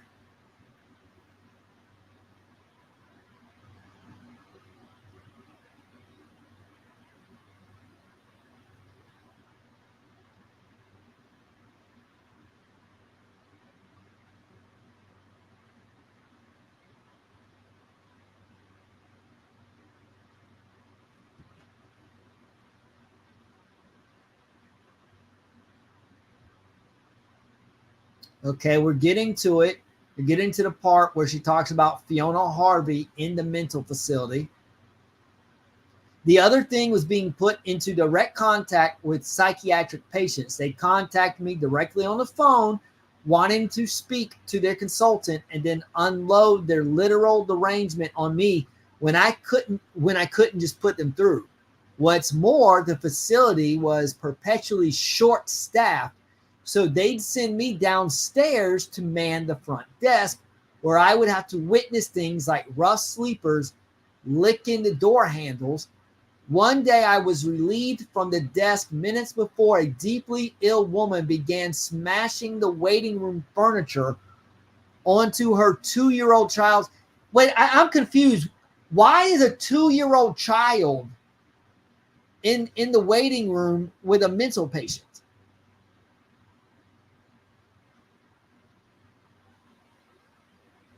Here we go. I even got myself a psychotic stalker. She was known for developing obsessive fixations with the staff and the faculty, and it became my turn. So she'd phone me at all hours or show up outside begging to see me, meaning I'd have to stay barricaded in the typist pool room for the full working day. Did anyone take this seriously? No, it was literally the office joke. Oh, you've got her this week. I'm writing down the bones. I remembered how there was one morning when I arrived at the clinic, and as always, the phone at my desk was already ringing off the hook. It was her. That was the nature of her stalking. And by the way, just to clarify, she is talking about Fiona Harvey. This woman worked at a mental facility, and Fiona Harvey is one of the patients, and she's talking about that. And this was back in 2004, if I remember correctly. So this would have been 20 years ago. Fiona would have been 38. So that was after what happened with Laura Ray, because Laura Ray was 97. And then I think when she called social services at the university was 2003. So this would have been right after that. So apparently, Fiona went to a mental facility right after the whole Laura Ray stuff. Okay. So I remembered how there was one morning when I arrived at the clinic, and as always, the phone at my desk was already ringing off the hook. It was her, Fiona. It was Fiona. That was the nature of her stalking. She would have been calling nonstop, knowing I was walking from the station to the clinic. I hadn't even taken my coat off, but I had to answer the phone because I have this annoying thing in my constitution which compels me to conduct myself as a professional, even when I'm working with people who have no intention of reciprocating. As always, as soon as I said hello, I heard the usual sobbing hysterics. Heather, Heather, Heather, Heather, where are you? I need to see you right now, Heather, etc. Choked out between equally deep gulps to swallow the tears. I can't recall what it was that morning that made me think, I just don't have time for this today. So I broke my own character and I said in the calmest voice I could muster before I'd had a chance to sit down, Fiona, you know that I don't actually work here. I'm not an NHS employee. I'm just a temp typist. I was sent here by an agency to help clear the typing backlog. That's all I'm here to do. And you know what she did then? Oh, I'm so sorry about that. And hung up, leaving me in peace forever to come. No tears, no gulps, no hysterics, no sobbing, just a conversational speaking voice, just like that, like an actor breaking character.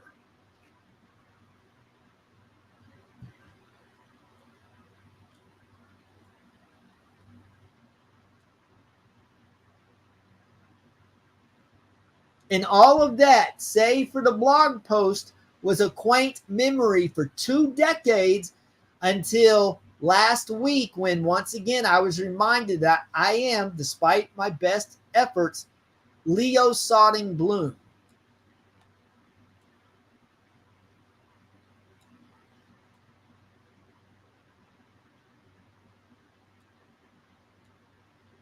Okay, so Karen, my point is she left her alone after she explained that.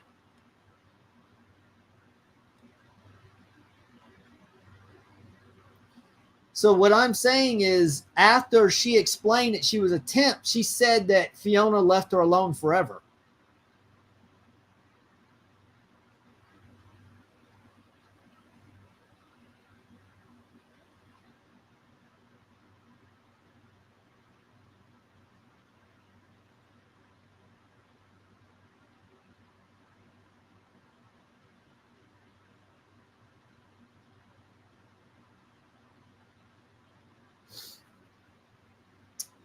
Yep. But I don't think it was that.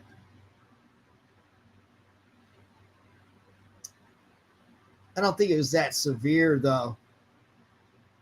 And I think she is doing that to regular people. Let me double check this, though. Let me clarify this part, though. Make sure it's 2004.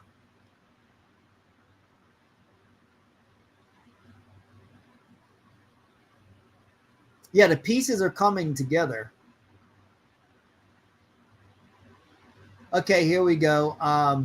Yeah, I'm going to continue wrestling with that dilemma, probably while talking to my garden vegetables. But I think if 2024 me could look back at 2004 me, this would be the advice I'd give her. 2004 is when she was being harassed at the facility by Fiona. So Fiona was in a facility in 2004. We don't know for how long. Was she there for a month, for a year, for 5 years? We don't know. We just know in 1997 is when she worked with Laura Ray and got fired. And then in 2003 is when she started stalking Laura Ray around the college campus. And shortly after that, she called social services on Laura Ray, and they showed up at her door. Now here we are, 2004. She's in a mental facility. I'm trying to get clarity here because I always try to find direct evidence to clarify everything. I believe she does say in here it was 2004. And as we just saw, she said 2024 would say to my old 2004 self, because this is what happened in 2004. So Fiona went to a mental facility after the Laura Ray stuff, before the Richard Gadd stuff. So this is sandwiched in between Laura Ray and Richard Gadd. I believe she met Richard Gadd in 2014, and she was stalking him on and off from 2014 to 2018. So who knows? But here's the thing. Why was she put inside a mental facility? So maybe that's why Richard said she was a convicted stalker. Maybe instead of being sentenced to prison, she was just sentenced to a mental facility.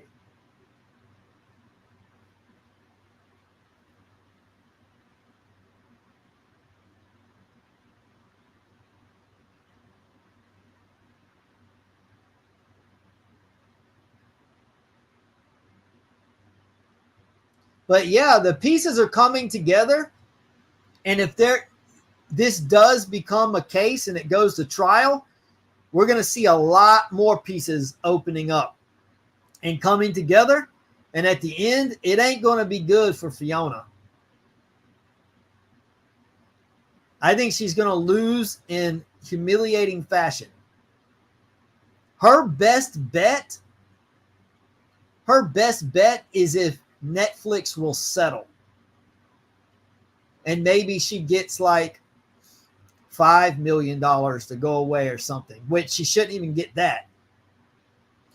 What is she suing for? What is it? 150 pounds, is it? Which is what, like close to 200 million American dollars?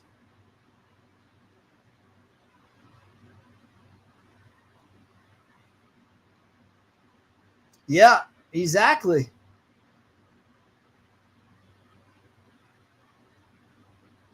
Yeah. Yeah, Heather just got a sneak peek. She didn't get the full treatment. Yep.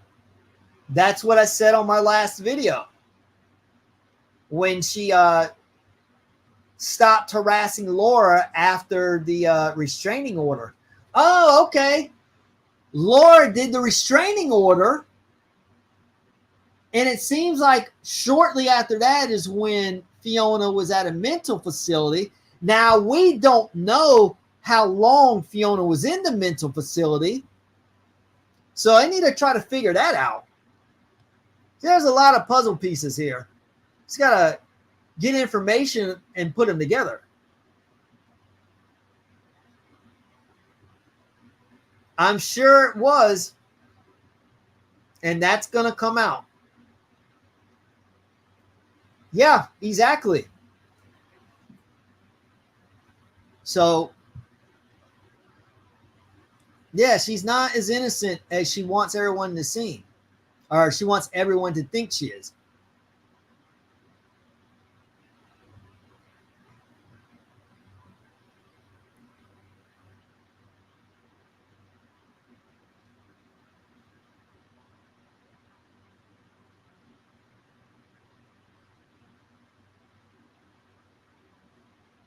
Right. Right. Exactly.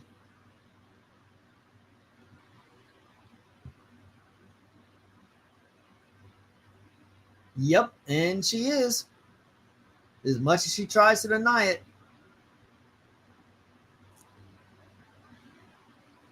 Man, this case will be fascinating if they actually do it. And I'll be covering it if they do.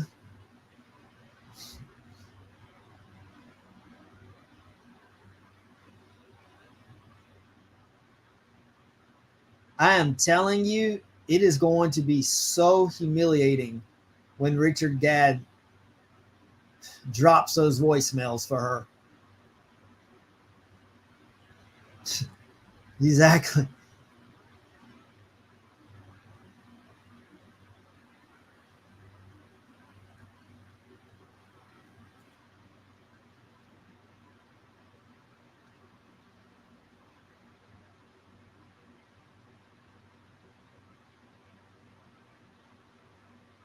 Mm-hmm. Yep, she was in there for a while. It seemed like.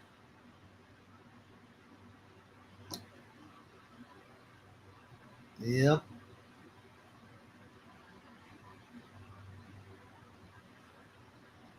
Good. So that must mean they got everything in order. That's gonna be if they do a trial, it's gonna be more entertaining than the series. And they're going to be looking at my videos and videos other YouTubers have made.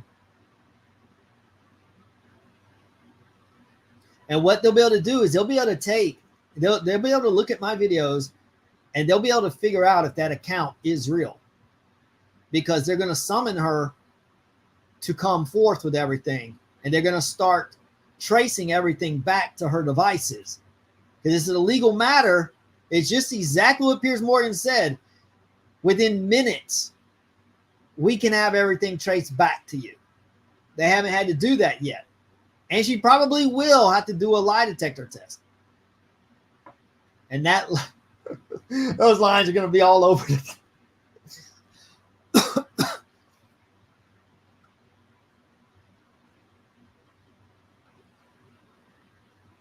all over the place.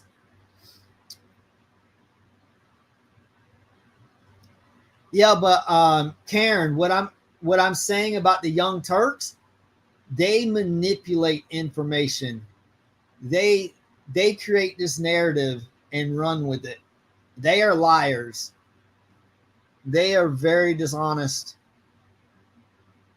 I really would advise you to find another news source. What they do is criminal. And I don't even want to talk about it on here because the live stream will probably get cut. Because I'm going to start talking about political issues and other things that violates certain guidelines on here. So I can't really, this is their platform.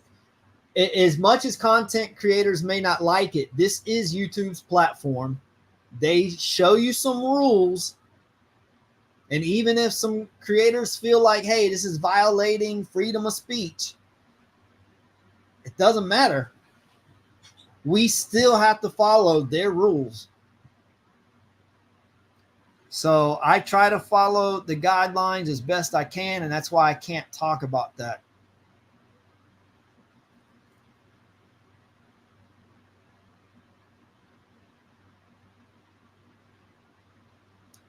Maybe I'll try to brush up on it at some point. Let's just say that when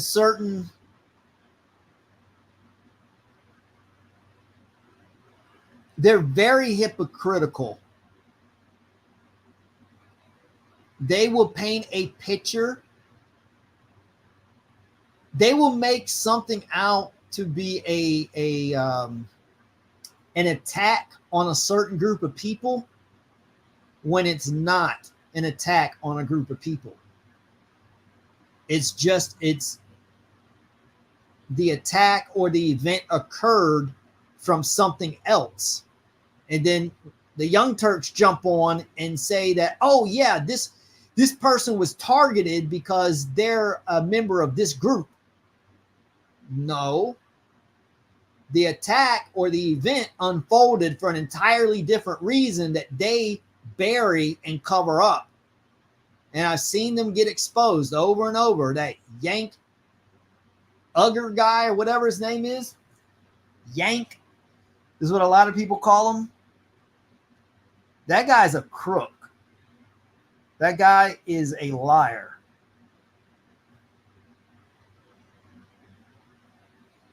You know, and he's out of control too.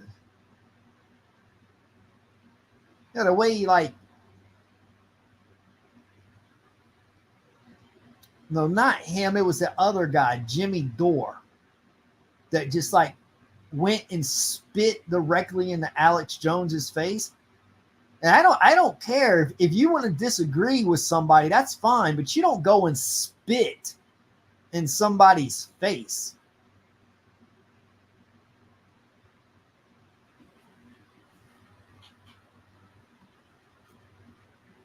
Totally agree. There's a lot of hypocrisy on the other side as well. Totally agree.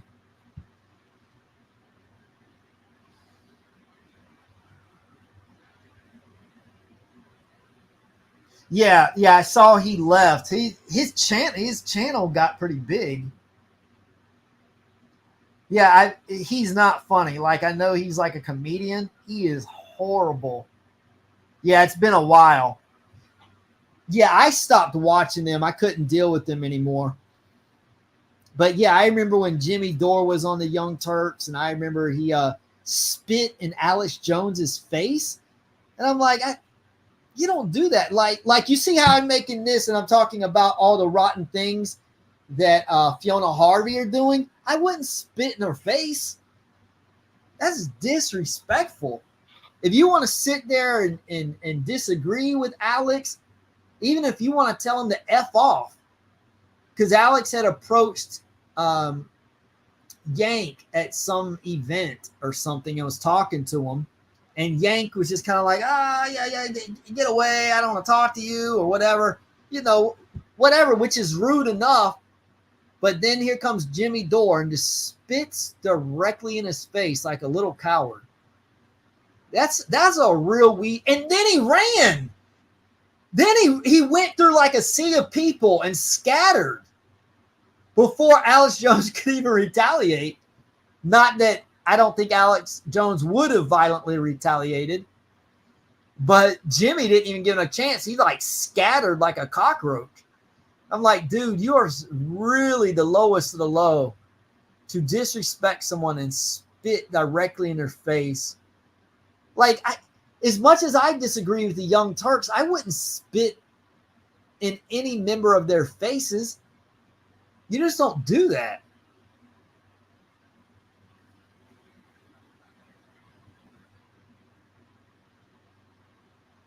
He made her a graduate.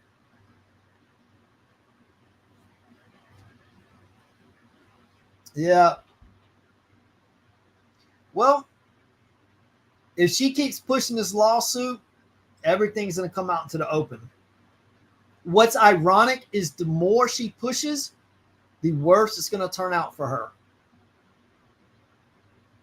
That Laura Ray interview, I'm sorry, that was damning to her case. And that was what me and a lot of us suspected. And we just got confirmation.